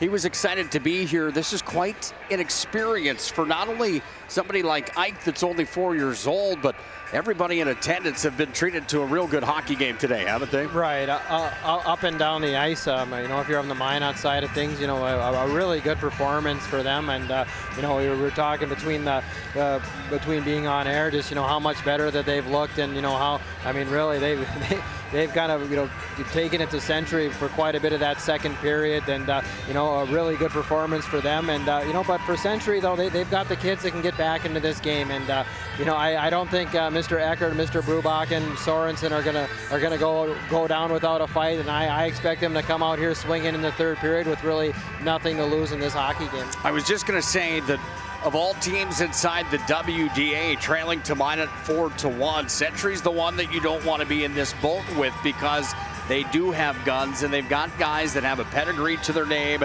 that know how to score, know how to win hockey games. What do they have to do differently in the third if they want a shot at being the region champion? I thought towards the end of that second period, when they were turning the game, they did just a much better job of getting the puck deep. And it was Eckert, kind of leading the charge with, we're going to get the puck low, and we're going to go to work, and we're going to bump your goaltender a little bit, and that's where they had success. You create some of those defensive zone draws, which can create chaos for teams, and that's really what created some chaos for Minot. At one point you're thinking, wow, Minot be lucky to get out of this period up 3-1, and they push the puck over the other end of the rink, and Minot ends up with just a play that just beat, as we see the replay here of Richardson, with 0.5 seconds left in the second period, where it could have easily been 3-2, and now it's 4-1. Controversial goal, no doubt about that. Nothing you can do about it once it goes into the book. Obviously, Troy Olsen has a right to argue it without a doubt, and without video replay in high school hockey, there's nothing that you can do about a situation like that. Goals from the point, that's Pakaluk that got one there. This game has been back and forth. 1-0 at the end, or scoreless at the end of one. We had a 5-goal second period, Dave. That was a lot of highlights, wasn't it? Right, and I think if you're Minot, one thing you might be happy with is the secondary scoring. Minot, right now, Minot's got, one goal from a forward, and that's Morelli. You've got some secondary scoring from Deal. You've got a secondary goal from Pakaluk. You got a secondary goal from Richardson. You add up the number of those kids, and combined, they're less than 10 goals on the season. And in these tournaments, it's so important to get those other kids on the score sheet who haven't been there this year. And a credit, 3 of the 4 top defensemen for Minot have goals in this hockey game. Yeah, they certainly do. It's been a good one. Keller making some stops for Minot High School on the back end as well. There's one of the big ones for him. He's only seen 10 shots so far in the hockey game, compared to on the other side here, as Kleingen's seen 26. And the Magi have found a way in this hockey game. The Magi have found a way in this hockey game to have a 4-1 lead. Here again is the controversial goal at the end of the second. How about the play from Richardson to spin away from the defensive coverage and then put it into the net? That's about as close as it's going to get. Wow. Wow, wow, wow. And, for Century, too, Freiling's in the right spot there defensively. Richardson just makes a nice move towards the wall. They've got good net front, and unfortunately, Eckert kind of took away the vision of Kleingen there, where Kleingen has to look from his left back over to his right. And as a goaltender, when a puck disappears into the forest, it gets to be some nerve-wracking moments, and Richardson didn't miss there, got Minot a big goal there at the end of the period. Minot High Hockey celebrating their 2015 state tournament championship tonight. Can you believe that's already been 10 years, Dave? Wow, going back to that too, the effort that Ray Efforts had that night for the Magicians, and really the back-to-back championships for the West Region, as Bismarck High had won the state tournament the year before against Grand Forks Central, and then Minot beat Grand Forks Central that year, I believe 2-1 as well. Tough to believe it was 10 years ago. Yeah, time really flies. Can somebody from the West get it done this year? That's the question mark. It seems like if there was a year, this maybe could be it. Bottineau Rugby will represent the West Region as the 4 seed. They had the win today over Jamestown 3-2. 7th appearance to the state high school hockey tournament for Bottineau Rugby. Mandan makes the trip, not 17th, it's more than that for Bottineau Rugby. I've got it somewhere up here. I think 16th appearance for Bottineau Rugby. Mandan making their 8th trip to the state tournament, first since 2022. Bottineau Rugby first trip since 2021. Century's in, Minot High's in. We just don't know who's going to be the 1 seed and who's going to be the 2 seed heading into the WDA tournament. Do you have an update of what has happened out east, Dave, and who these teams can expect to play? Yeah, halfway through the game, we've got a 1-1 score at Purpur Arena in Grand Forks between the Rough Riders and the Knights. And again, the third time that those two teams have met, they split during the year. So likely a 1-goal game at the end there between the Knights and the Rough Riders. Oh boy, Grand Forks Central, Grand Forks Red River. So funny how you talk about that. You just say you don't want to be in either one of their brackets. It's just about unavoidable each and every year, because it seems like Red River and Central are usually number 1 and number 2 out east. Is this a year that a team like Minot High or Century could shock the state and become a state champion for only the 4th time ever in history where a West Region team would do that? Bismarck High only has 1 title, Minot High has 2, and they're the only teams in North Dakota west of Jamestown to ever win state championships in the game of high school hockey. Yeah, I think this year, with either Minot or the Bismarck Century Patriots, both are playing the right way at the right time. And I think, what's maybe a little bit different than this year is, the depth of these teams going into the state tournament. And, I talked to Troy Miller, the longtime head coach of West Fargo High School. He's here for Bob Gillen's, ceremony before the game. And, he watches a lot of hockey out there. And, just to talk about the goaltending down there this year, it's been a little bit weaker on the east side of the state, where he said, according to him, we've only got 2 goalies over there with 90% save percentages, and some kids from Minot and some kids from Century that can score the puck. That's advantage those guys there if we've got some shaky goaltending on that side of the state. Scoring recap of this hockey game brought to you by our friends at DriveRyan.com. Browse their massive inventory online, DriveRyan.com. Aiden Deal got the first one for Minot High School. Second one of the game came from Mac Morelli. Mac was unassisted on his goal. Mac also had the assist on Aiden Deal's power play tally. 33 seconds into the second for the Magi. They scored first. Then they scored at 8:35. Then they scored at 12:21. Paxton Pakaluk on the power play from Carter Coleman. Century then got a goal from Keaton Schulte. Even strength. Hayden Eckert had the assist. Schulte went right to that Minot High student section, taunting the maroon and gold high school friends of the Magi on the ice. And then Richardson got a goal at 16:59 with 1 second remaining in the second period. Rutlick and Levitt had the assist on Richardson's tally, the even strength goal.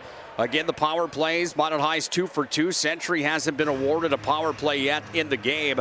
Shots at this point in the hockey game are 28-9, favoring Minot High, and those shot totals changed from when we went to the break. Yeah, I thought we had. I thought we were at 26-10, but it is updated now. Waiting to get 17 minutes on the clock here, and waiting for Mr. Sauls to make sure both goaltenders are ready and start the third period here for us. Here we go. Andrew Rubakken off the draw for Century, sends it down into the Minot High end. Deal takes it away to the near side. Working it back up to the center ice zone. It comes down here for Mac Morelli, who just shuffles it off the wall and back down into Magi territory. Puck's going to come back away now here to Rutlick. Moved it off, trying to go to Panasuk, but it's big Eckert that moves it off into the zone for Brubakken. Eckert gets it back, center slot taken by Mac Morelli. Nice defensive job there as Frickman came in and interrupted, but the Magi are back in. He's got Panasuk out in front by himself. Panasuk fires, save, rebound. Came out front, but sweeping it aside for Century was Kleinschid, as the top unit for the Magi almost made it 5-1 early here in the second. Right, and kind of a sloppy change there for the Patriots too, which were able to spring Panasuk in on net there. But you know, one of those things in games like this, you've got to be ever so careful about those changes that you make, especially with the puck on this side of the red line. I said the second, I meant the third. Just for the record, after 11 games in 3 days, the brain just doesn't work quite like it did on day number 1 when we showed up for the quarterfinal matchup. It started the pregame show at 10:30 on Thursday morning. What a tournament it has been. What a time here at the Pepsi rink at Mesa Arena. And every single person involved in this tournament, from the tournament director, Mitch Lundy, to Bob Gillen, the Mesa Arena manager, to the ladies and gentlemen in the hospitality room, to every single person that has been here at the rink. A job well done, and this venue really deserves a lot of credit. This should be where this tournament should be held each and every year. You know, when we talk about that, to talk about what this venue is and what it brings to the table as a venue for a tournament like this, there's no knock on the VFW Sports Center in Bismarck. It's a fantastic place. It's one of my favorite rinks of all time. Of course, I got my start there with the Bismarck Bobcats back in the day. But Dave, at the end of the day, Pepsi rink really is just on a different level in North Dakota. Right. I just kind of the fan atmosphere here, and the way the seating is with the kind of the loft on the north end of the arena. Yeah, I haven't spent a lot of time in here, Nick, but I've really, you know, the sight lines are good. You know, I mean, it's the facility is just really, really bright. You know, the locker rooms and all that for the kids are there, and a high quality facility. Before the game, Nick, I was talking to Troy Miller again, from, you know, longtime West Fargo coach, and you know, he didn't shy away from saying, you know, we got to think about hosting the state tournament here. Can we handle it in the Magic City? Do you think that's a reality? I think so, and you know, I respect Coach Miller a lot. You know, a good hockey mind, and you know, a guy that knows what's best for hockey in the state of North Dakota. And if he says it, you know, that's different than me or you saying it. But getting it from a guy who played at Red River and coached in Fargo for a long time, I'll take that as it's an absolutely possible thing. Puck comes away to Coleman. Always sent down to the ice. Physicality has not been lacking from the Century Patriots in this game. They've played their game plan well here today. I think, in my mind, they certainly have executed on what they knew they were up against. However, Minot High has just executed on the other end. Minot High is a darn good hockey team. There's no question about that. It's far from over right now with 14:49 to play here in the game, as Eckert will try to change the storyline as he fires it in. Bad save, wrap around, right in front. Keller goes down, and Keller's going to hang on to it. But Minot High, again, back to that point, Dave. The game plan coming in for Century, the game plan coming in for Minot High. Morelli's going to the box.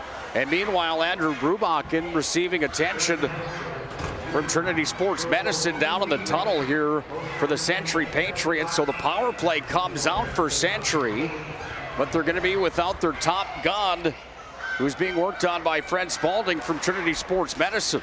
Yeah, looks like something with a shoulder there, Nick, and you know, you hope it's nothing where dislocated, anything like that, or an AC joint. That's one that hurts. Hopefully that's just something for, you know, maybe the moment here, and hopefully he's able to get back in this hockey game. It's actually Marsland into the box instead of Morelli.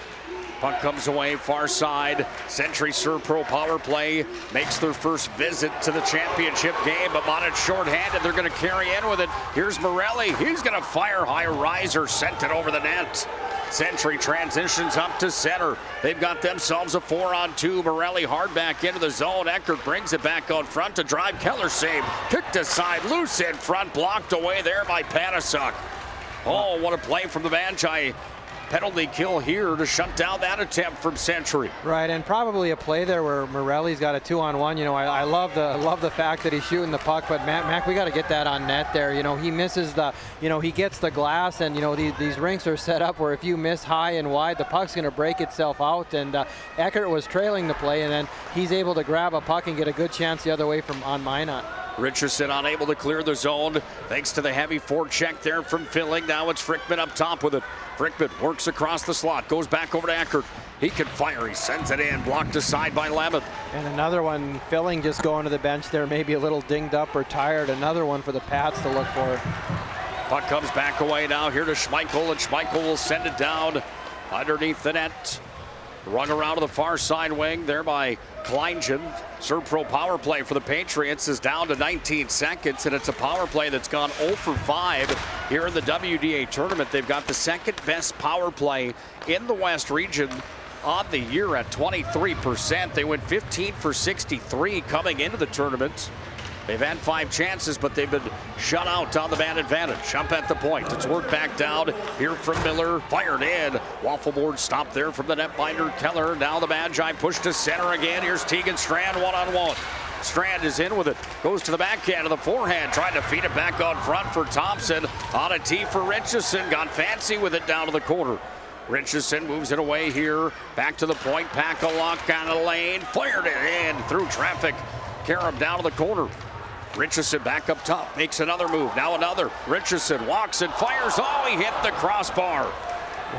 Another play with him, Nick. That's not a kid that I want to give a ton of space to in the offensive zone, because he's proved a number of times in this tournament you just can't give him too much space. Just 2 really nice plays on 2 forwards up top there for the Patriots. Puck's at center, deals, dumps it back into the zone. We will have state tournament coverage, digital radio coverage of the state hockey tournament. Dave and I will be in Grand Forks at the Ralph Engelstad Arena. And if we're not there, you'll see us at the Red Pepper in Grand Forks. Looking forward to it. Maybe a better chance of getting us at the Red Pepper. Yeah, probably. Comes back away now here to Strand, into the zone. Strand fires on, blocker save. Bouncer came out in front. Hagenau went towards the net and hard, but it's taken here. Off the wall, Strand gets it back. Strand sends it down, back on front, comes away now to Michael L, who shuffles it back to the point. Richardson walks across the line, sends it in, and Kleingen goes down and makes the save. Kleingen has been good in the hockey game. That's the 33rd shot that Minot High has fired the way of the senior netminder for Century High School. Right, and again we see L out there with Hagenau, you know, eating up some minutes there. You know, Minot had Richardson out there with Deal, you know, for that shift to kind of keep everything in order if things ended up in their end, but just so important for L and Hagenau to be out there and eat minutes for the Magi. Puck comes into the hands here of Devin Keller. Minot High goaltender goes down and hangs on to it. Devin Keller taking a sip of that water bottle for Minot High, and this young man has been good on the season, hasn't he? Look at these numbers from Devin Keller. They've been sensational on the campaign. 146 goals against average and a .902 save percentage. He's got the best goals against average in the state of North Dakota, Dave, and that's quite an accomplishment. Obviously, he's on a pretty darn good hockey team. No question that kid's all region, right? Yeah, and I'm sorry to interrupt you there, Nick. Again, the thing that's most important is the wins. You know, he gets a win today, win number 22 it would be on the season, or 23 for him. I mean, that's the number that's the most important. Well, if Minot High can get one here, here's a drive from Panasox, sailed off the blocker of Kleingen. Minot High can get a win here, or even if they don't, 3 more is what everybody has on their mind heading into next week at the Ralph Engelstad Arena. 3 gets you a state title. Here's Eckert. Fed it free. Frickman out front. Oh, sent wide of the cage. Schulte had the chance for his second to the game. And really, you know, we haven't seen a lot from Bismarck Century's first line, but this second line's been really good. Look in, Rutlick's in with it. Backhand. Stop there. Kleingen makes an excellent stop on Rutlick, who's had quite a tournament for Minot High with a 6-point tournament. 3 goals, 3 assists for Rutlick coming into today's game. Oh, and you can see how activated now Eckert wants to get into the play. He had that puck in his own zone and brings it up, dishes it off to his wing, and then he makes himself into F2, driving to the net, trying to make something happen. He kind of got his stick up with Deal a little bit, kind of to remind him he was there. Just, again, he's had a hell of a tournament, Nick. I just always impressed with him. Shot came in, stop was made there from Kleingen. Up off the glass, out of play it went. And that will bring a stop in the play. Let's us tell you that we want to thank our friends at Evolution Completion, bringing you the tournament with Lamoureux Hockey, along with our friends at Broadway Pharmacy. Goalie Glove Guy, calling all goalies. Take your gloves from bricks to butter. GoalieGloveGuy.com. They bring you the photos of the tournament. Tyler Hagen here, snapping those photos for the PSP Network. Central Sales, Tollefson Carpetland, celebrating 100 years as Tollefson's. People State Bank, Linus Masonry. Here's the Magi out in front. The drive from Schmeichel.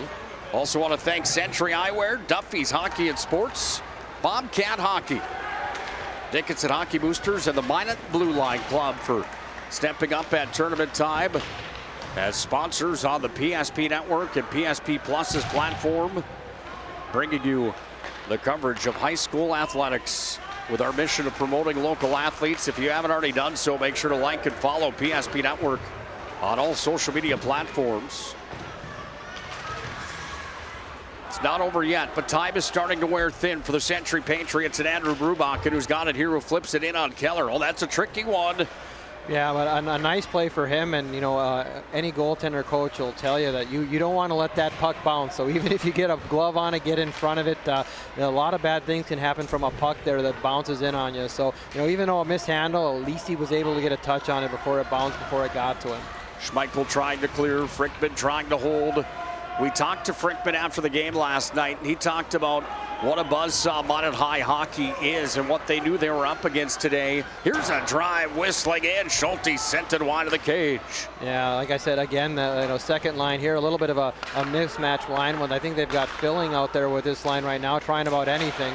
Bouncing puck, loose in the blue paint, still loose out front. Scrum continues. Thompson pushes his way out with it. Delayed call coming on the Magi. Filling back in with it at the point on a tee. Tipped in front side of the cage. All the opportunity was there. Yeah, just a great shift there from Frickman.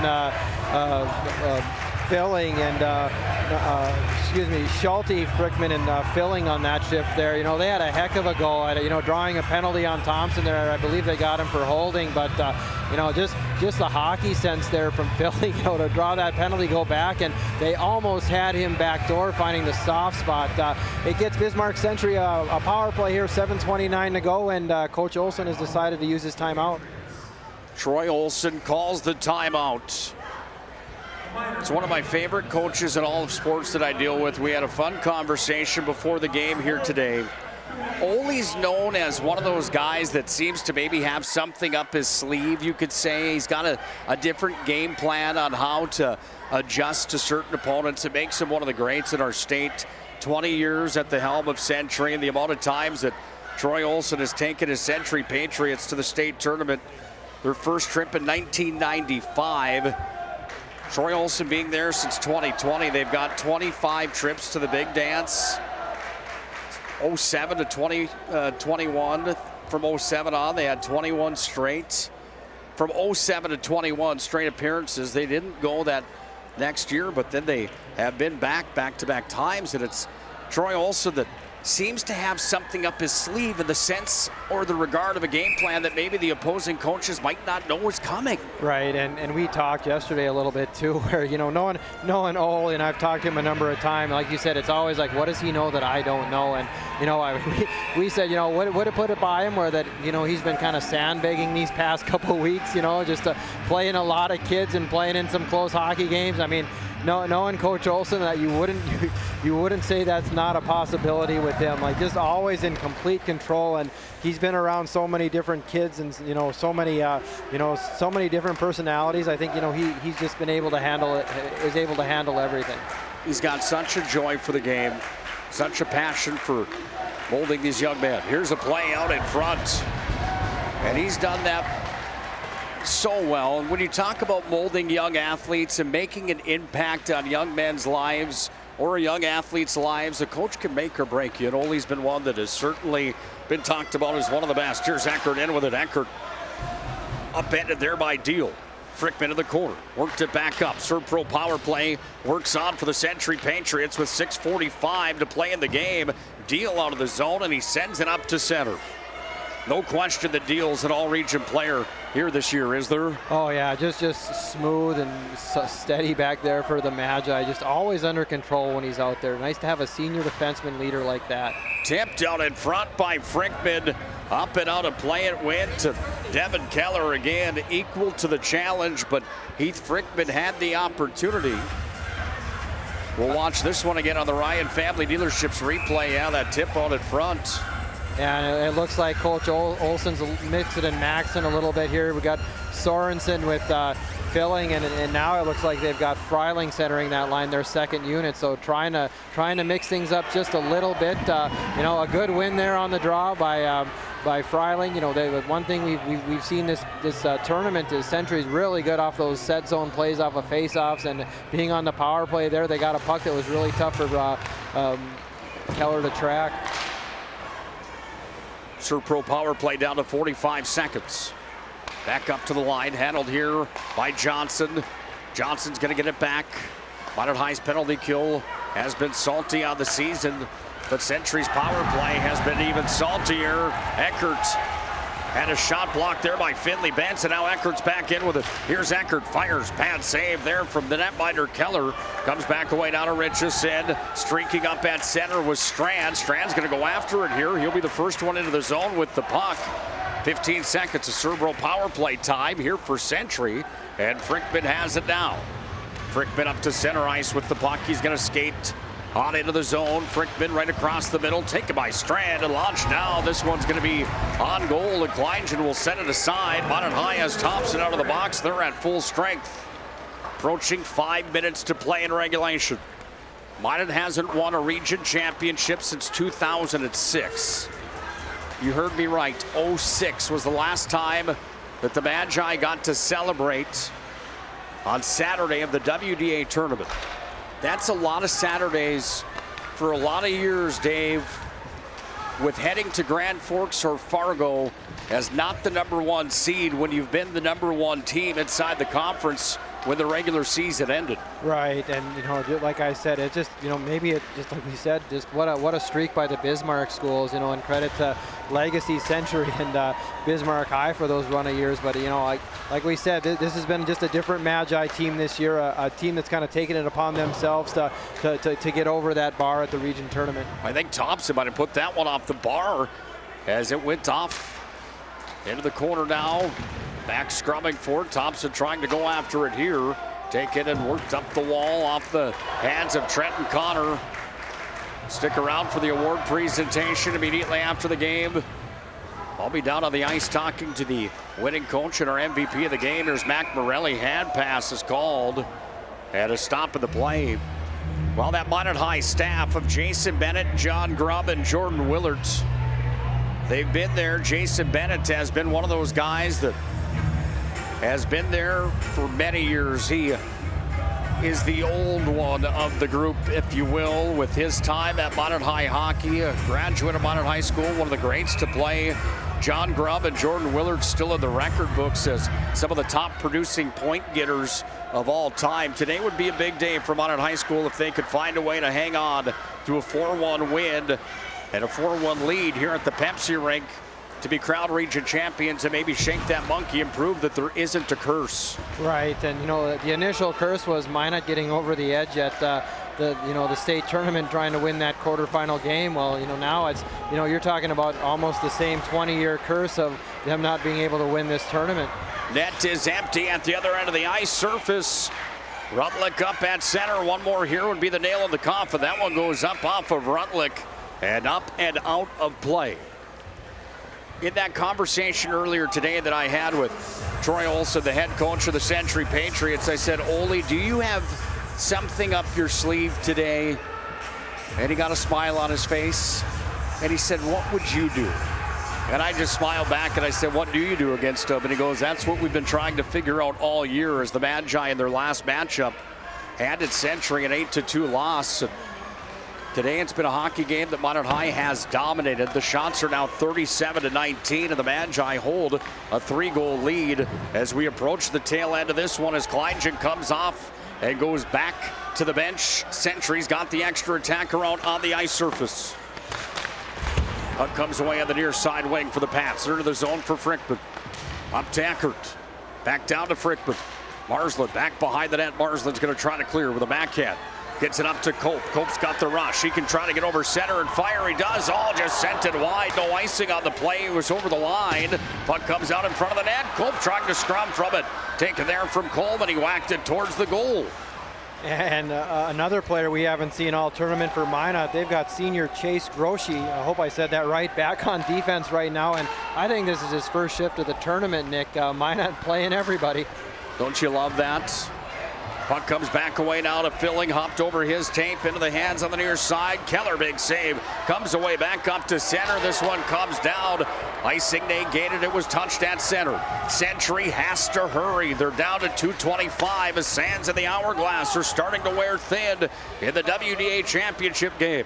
Richardson to the other end of the ice, sails it wide on the chance there as Minot's trying to put it on ice here at the Pepsi Rink. And a play that you're okay with if you're Minot's coaches there. And, Richardson kind of tapping his stomach saying, hey, that's me. In a 3-goal hockey game, yeah, I'm okay with that. If it's a 1-goal hockey game, we talked, Lennis taking that opportunity earlier today. I mean, boy, my heart just about stopped for him, thinking like, boy, with a 1-goal hockey game, that takes a lot of guts. But 3-goal hockey game to put the nail in, they've played well enough defensively where they'll be okay with an icing. Rolling puck towards the net with the 9-iron. It was sent down. The chance was there, but the Magi were unable to drop it home, and the puck will come back into the Minot High end on the glove side of Devin Keller. And kind of a defensive line here for Minot. They've got Morelli out there with Tegan, Strand, and Schmeichel. We haven't seen that group out there today. Kind of sole purpose out there to eat pucks and chip them. Block shot there from Schmeichel. Strand tries to clear. He does. It comes up to center ice. Comes back to Morelli. Loops this one up into the offensive zone. Kind of like a high fly ball taken there from Schmeichel and dropped in. What a play from Mac Morelli. Yeah, and just knowing the situation where we're going to chip a puck to the far blue line, and you're going to have to go, almost 160 plus feet to get it to our net. Here's Lemon. He's going to try to fire at the net. Knocked away. Taken on the far side wing. Morelli with a backhand. Oh, he sailed it through the blue paint. Almost made it 5-1 Magi. Frickman back the other way. Upended at the line. Over the line. Filling. And we will have an offsides on the play, and the faceoff will come back in the neutral ice zone. And again, Nick, what a game by number 9 for Minot, Cole Richardson. Defensively, his gap management. Offensively, he's been fantastic. A real candidate for that player of the game. He's been fantastic back there for Minot. And really, they don't miss a beat when he's out there. There you saw Tyler Hagan, PSP photographer on the bench. Nothing but smiles over there on the Minot High bench with 80 seconds to play here in this contest. It's not over till she sings, Dave, but she's warming up the vocals right now down in the Zamboni room as we get set and ready for the last minute 12 of this hockey game with Devin Keller in goal. I don't know that you can get 3 in a minute 12. However, John Grubb has the record of the WDA tournament back in 1998. The assistant coach of the Magi scored back-to-back goals against Bismarck High in the region championship game 11 seconds apart, so it's not done yet. And I believe that was the game-winning goals, too. Comes away to the near side. It was the game winners against Bismarck High School. Comes up now to Hagenau. Launches towards the net. Eckert knocked it out of play, and it's going to come back into the hands for Eckert here as he skates in and drops it underneath the nets. Listen to the Minot High student section. They are at volume, boy. Big hit there by Cope on Brubakken, but Brubakken's back in. Keller stick save, and Devin Keller comes up with another one. Loose puck taken, fire down, has a chance. They have done it. Magi and Carter Coleman. put it into the open net. Minot High will be the 1 seed. 17 unassisted. And the region champions for the first time since 2006. And really, I was going to give the young man credit earlier in the shift. Eckert was rushing the puck up the wall, and Carter put his body in harm's way there. And he kind of bounced off of Eckert as he get into the zone, but the young man collected himself, got back up, collected the puck, and from 200 feet away, it's not easy to hit an empty net from there. Credit to the young man for getting kind of the dagger in this one. Minot High state championship team from 2015 in attendance here today, celebrating the 10-year reunion. They get to watch Minot High on their home ice win their first region championship since 2006. Got him down. We're at 9 seconds, 8-7, now 6. Morelli wants another toe drag. Take it there. And the Century Patriots clear it out to center. Celebration is on for the Magi. And yeah, Nick, for the first time since 2006 at the VFW Sports Arena, the Minot High Magicians walk away with the West Region Tournament Championship. A happy group of players, and to see them celebrate like that, that's tell me that didn't mean something to these kids, that wasn't the kind of a drag, and that they were out there to slay. A big moment for them, but really the job's not done. They get the 1 seed in the state tournament, but it starts again up for them again on Thursday against a really good team from Fargo Davies. Celebration is on here at the Pepsi rink at Mesa Arena. No rabbits on the ice today, but a Magi team that may be the best that I have ever seen come through Minot High School in the quote-unquote new era, Dave. Yeah, absolutely. Just the depth, the goaltending, what they have defensively. I mean, a really, really good performance for them, and a really good 3-day tournament for them. And it was a situation where they played a lot of kids, and this is a really salty Bismarck Century Hockey Club that put in a lot of effort today. And I'm excited to see what Sorensen, Brubach, and Freikman, Kleingen in the net. They've got as good of a chance as anyone next weekend. Their tickets punched, and the games that really, really count now begin next Thursday. Yes, they do. I'm headed down to the ice. Let's take it down to Duffy Dolbeck with the presentation of all tournament team and that region championship trophy. And I'll have the player of the game and the winning coach in just a moment from down on the ice surface.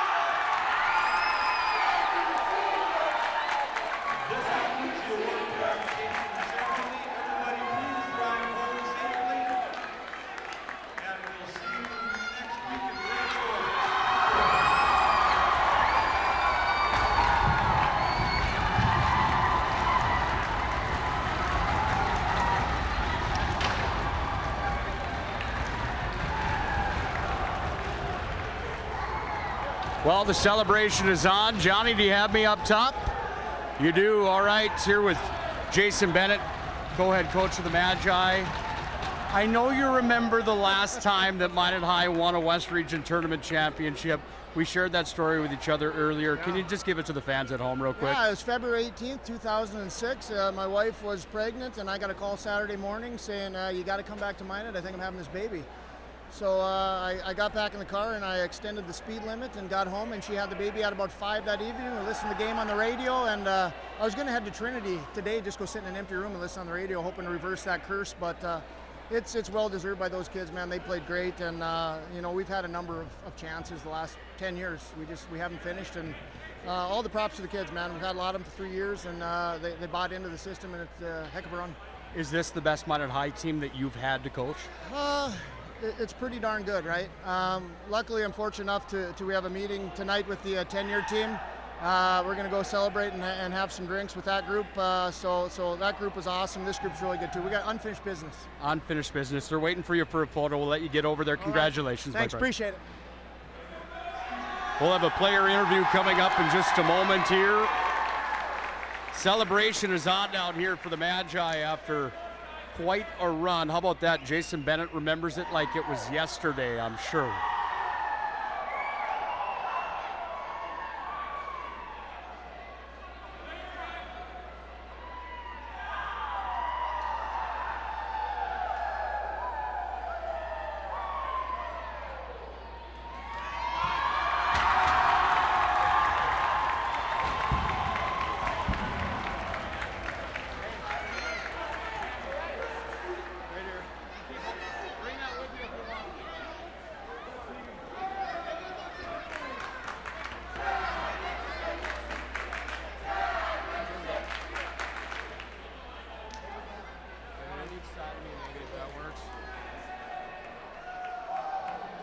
Guys still have me up there.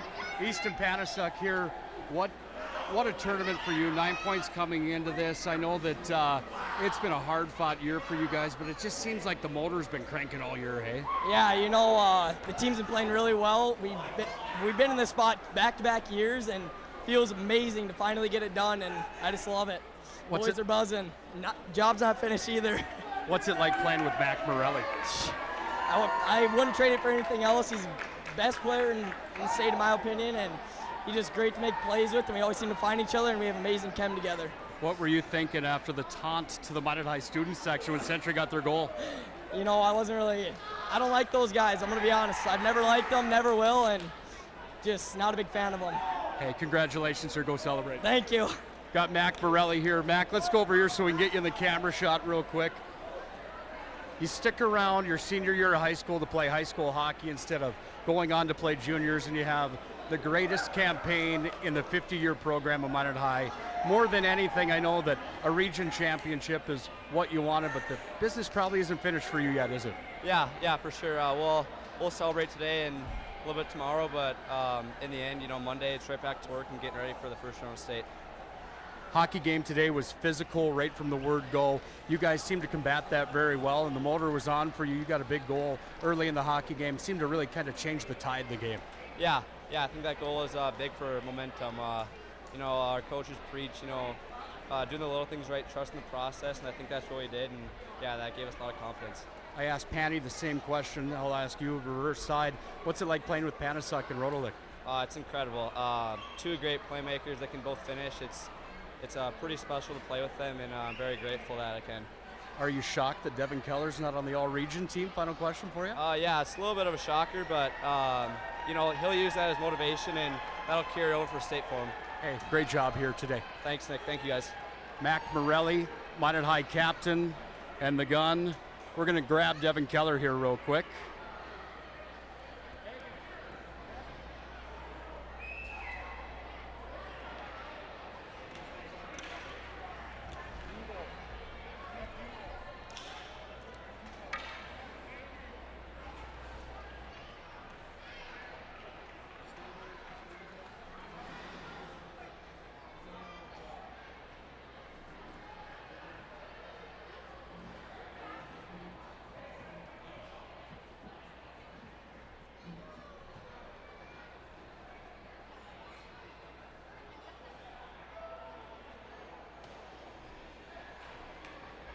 We'll grab Devin Keller here real quick, guys. Minot High winning goaltender.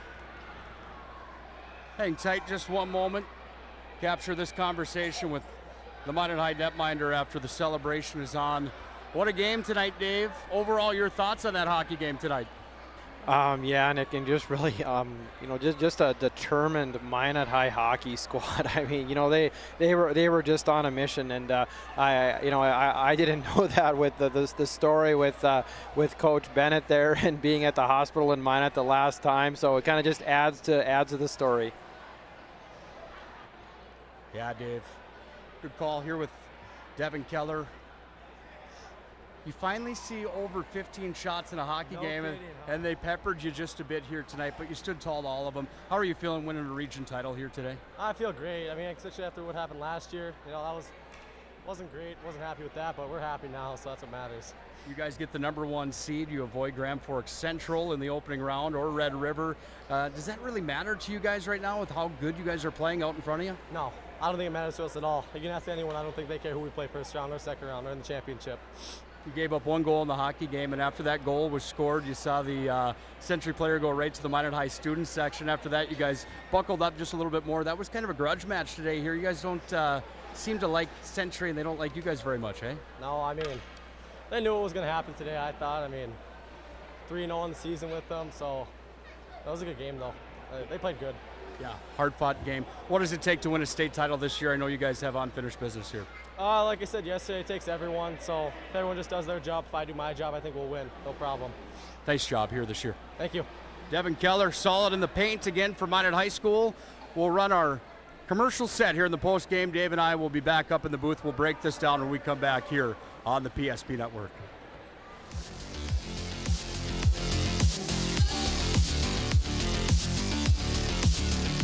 Presentation on the PSP Network is proudly brought to you by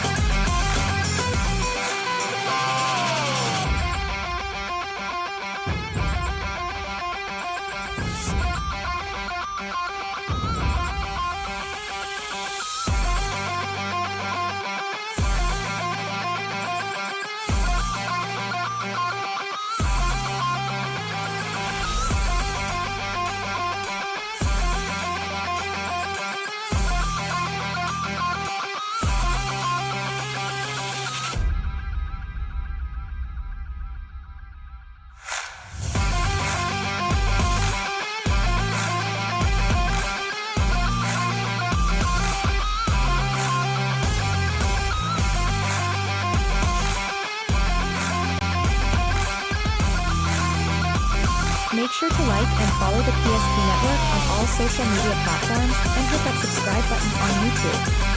PSP Network. It's game day.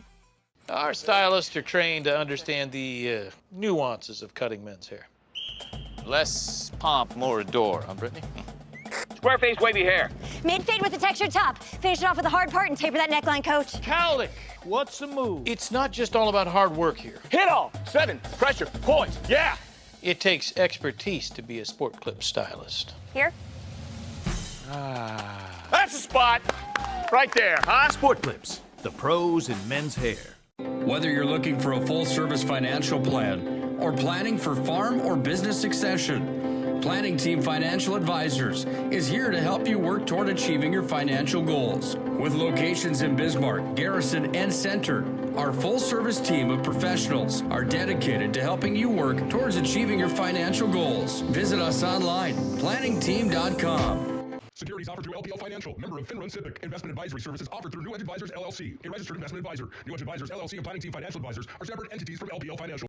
At Shots Crossroads, we make 8 gallons of homemade ranch dressing every day, so you can smother your dinner salad with it, dip those crispy golden French fries in it, and dunk your breaded chicken strips.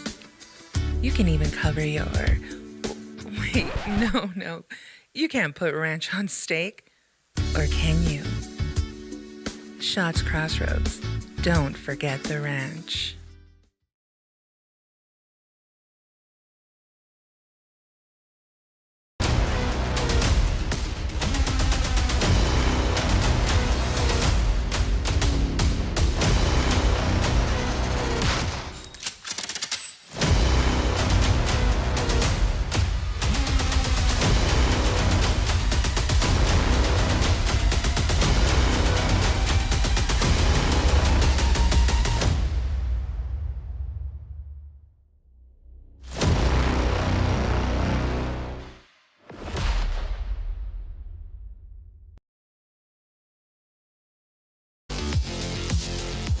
Planning Team Financial Advisors and Shots Crossroads postgame show coming to you live from here at the Pepsi Rink at Mesa Arena. Planning Team Financial, whether you're looking for a full-service financial plan or planning for farm or business succession, Planning Team can help you every step of the way. Find them online, planningteam.com. And Shots Crossroads, home to the famous number 99, where team buses are always welcome. It's Shots Crossroads. Try that banana cream pie at Shots Crossroads. Nick Holberg, Dave Wilson, here from the Pepsi Rink at Mesa Arena.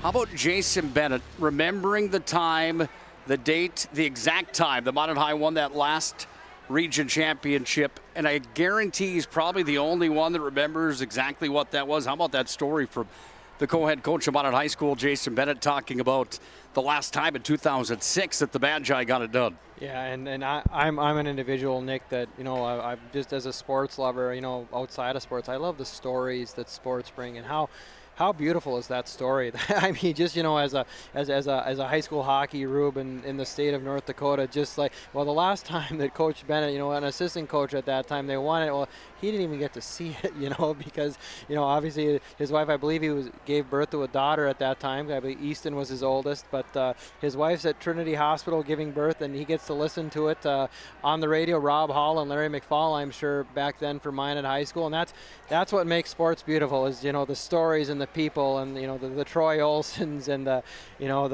Jordan Willards and John Grubb, Coach Bennett as well, and that's one of those that I'll remember. That really kind of nice touch, and I didn't know that story, but I'm glad a lot of people will now. Yeah. How about the matchup today? Century's a good hockey team, a really good hockey team. And Minot High showed how good they really are today, I think, in my mind, is my big takeaway. Is that a fair statement to you? Yeah, and, I walked out of the rink last night, after the Minot game, and I thought, I wonder if, were they happy with the way that they played? We had talked, maybe we've seen the Magi play better. I can tell that the coaching staff probably wasn't really satisfied. They got the job done and punched their ticket to the state tournament, but you kind of felt, and kind of talking to Coach Willard, that they had more to give. And, they thought, hey, we got the job done, but boys, we've got to play a lot better hockey game tomorrow against a Century team that's finding itself and is really rolling. And I thought they did that. I thought that was the most complete game that Minot played, from the forwards to the D, back to the net with Keller back there as well. Just a really solid performance against a team that you could really probably see in that top four of the state tournament as well, with Bismarck Century. What a matchup. What a game. What a day. Let's look at the highlights. The game recap brought to you by our friends at Ryan Family Dealerships. Browse for massive inventory online. DriveRyan.com.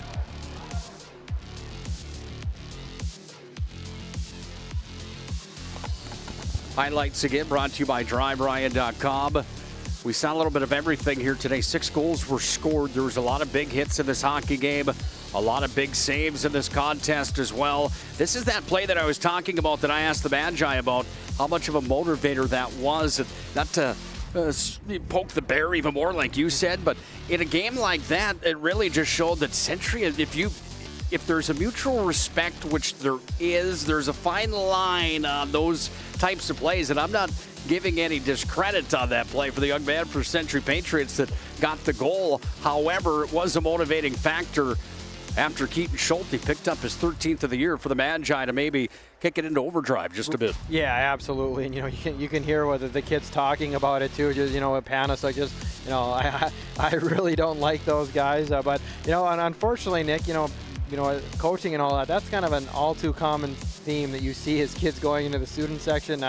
When I was at the state tournament a few years ago with Cheyenne, we scored 2 goals against Red River, and it was like both of our kids skated over their student section, and as a coach, you're going, oh no, like you guys, we were okay, and from there the buzzsaw took place, and really from there, Century had some more positive shifts, but that's in the mind of the musicians at that point as well. And you don't want those boys celebrating on your ice and going over to your student section. So let's shut the door and not give them the opportunity to celebrate again. Highlights again brought to you by DriveRyan.com. Aiden Deal opened the scoring today for the Magi 33 seconds into the second period. We were scoreless after 1. Mac Morelli had an assist on the goal. Then Mac Morelli got an even strength goal by himself at 8:35. Paxton Pakalunk in the second at 12:21 from Carter Coleman on the power play. That made it 3-0 Magicians, and then Century got their lone goal from Keaton Schulte. Even strength, Hayden Eckert had the assist on the play. Magi added one more for good measure, controversial at the end of the second. Richardson with 1 second to play at the end of the second period. Jace Lemon and Rylan Rutlick had the assist on the play. And then in the third, Carter Coleman put it on ice at 16:28 to play. 32 seconds to play at 16:28. Gave Minot High the 5-1 lead. Final shots of the hockey game, 38-20, favoring Minot High School. Minot's power play went 2 for 2. Century's power play went 0 for 2 in the hockey game here today. The Magi are region champions. They are the #1 seed. The Magicians improved to 23-1 on the campaign. Century's going to drop to a record now on the season of 16-5-4 on the year. And Century at 16-5-4 is going to be a tough out at that state high school hockey tournament, and who they will play on the east side of the state. Those opening round games for the top 2 seeds out of the West will be a little bit easier than the opening games for the bottom 2 seeds out of the West region. Right, and they always are, and we mentioned it. It's the quiet elephant in the room that no one talks about out west here. It's just like, hopefully Red River and Central get past their semifinal games, because if one of those are in a state qualifier, then you're looking, you could be the region champion, and you have Central and Red River in a rink that they've played a lot of hockey in, and you worry about it. Hats off to Botno Rugby and Mandan, but they're going to have a battle ahead of them, and that's for sure on Thursday. Anybody watching out east that's saying this guy doesn't know what he's talking about, let me retract or just put an asterisk to my last statement. All 4 games on the opening day, every single year, if you're in the West region, you're up against a challenge with those East region teams. That competition just rises a little bit more. Central and Red River are just a bit above the grade when it comes to EDC hockey. Nevertheless, could be a year that Century, Minot High, Botno, or Mandan could end up with a state title in their hands. Botno's the 4 seed, Mandan is the 3, Century's the 2, Minot is the 1. We started here on Thursday morning at 10:30 a.m. 11 games on the schedule, and boy, did we have fun putting it on the air on PSP Plus. Dave, I'm telling you right now that it's one that I won't forget. No, and what I won't forget either is just the work behind the scenes, Nick, that you and the staff put in this week. Because as someone kind of an outsider to your group here, the work and the travel, the Tyler Haugen, Brent Borkus, John Haugen, Austin Rotz, Mario Lamoureux, Todd Domrys, Amanda Voss, a lot of them, they don't call mine at home, and they travel, to put this tournament on for the people watching, and the work behind the scenes. And I was talking to Amanda, and I've only been here for half the games. It's the Austin, the John, and the Tyler, and yourself been producing and doing the work behind the scenes. So kudos to them. A great staff made for a really good televised tournament. Yeah, it certainly did. Well said, Dave. And Johnny Haugen deserves a lot of the credit here, producing the shows for 3 straight days. It's a lot of brain work going into this. We can't thank each and every one of those members of the PSP staff enough. Dave, we can't thank you enough. Awesome performance here. Looking forward to state hockey, where you and I will have the call. Look at our social media platform for the select games that we will cover on PSP Network. That will be a free digital radio presentation of the state high school hockey tournament. Select games with the way it's scheduled and structured at the high school hockey tournament, and only 2 of us being there.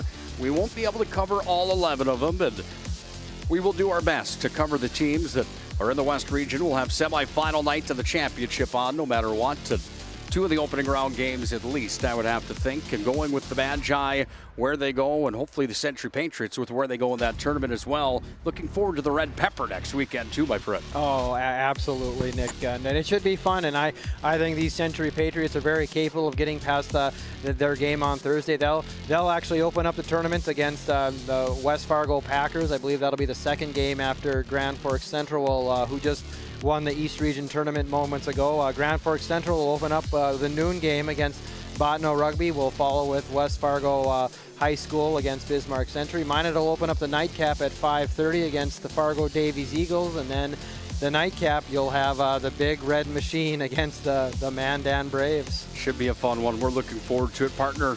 We love you, man. Great job here on the PSP Network. What a weekend it was here at the Pepsi Rink at Mesa Arena. For everybody involved at the Pepsi Rink, a giant thank you goes out to Bob Gillen, his entire staff, Mitch Lundy, the tournament director and athletic director at Minot High School. Giant thank you to each and every one of those sponsors. Frankly, without them, we just wouldn't be here. And the WDA tournament was brought to you by Evolution Completions, along with Lamoureux Hockey, Broadway Pharmacy, the Goalie Glove Guy, Central Sales, Tollefson's Carpetland. Tournament coverage also brought to you by People's State Bank, Linus Masonry, Century Eyewear, Duffy's Hockey and Sports, Bobcat Hockey, Dickinson Hockey Boosters, and the Minot Blue Line Club, along with each and every one of those sponsors that you always see here on the PSP Network. As always, the biggest thank you goes out to the military men and women, all the veterans out there. God bless you all. God bless our active service men and women as well. God bless America. Minot gets their first region title since 2006 and their 6th championship ever inside of WDA tournament play. They move on to the Ralph Eggleston Arena next week to challenge the rest of the state of North Dakota to see if they can hang another championship banner. Once again, for our entire staff, Tyler Hagan, Brent Borkus, John Haugen, Austin Rotz, Mario Lamoureux, Todd Domries, Dave Wilson, Amanda Voss, and yours truly, Nick Kohlberg. We thank each and every one of you for joining us here for WDA tournament coverage. Postseason rolls on. We'll see you next week at the Ralph Eggleston Arena, or for our high school basketball tournament coverage that will be on the air coming up in the short days ahead. Until then, we hope you have a great weekend. Whatever you do, have a good night, and God bless.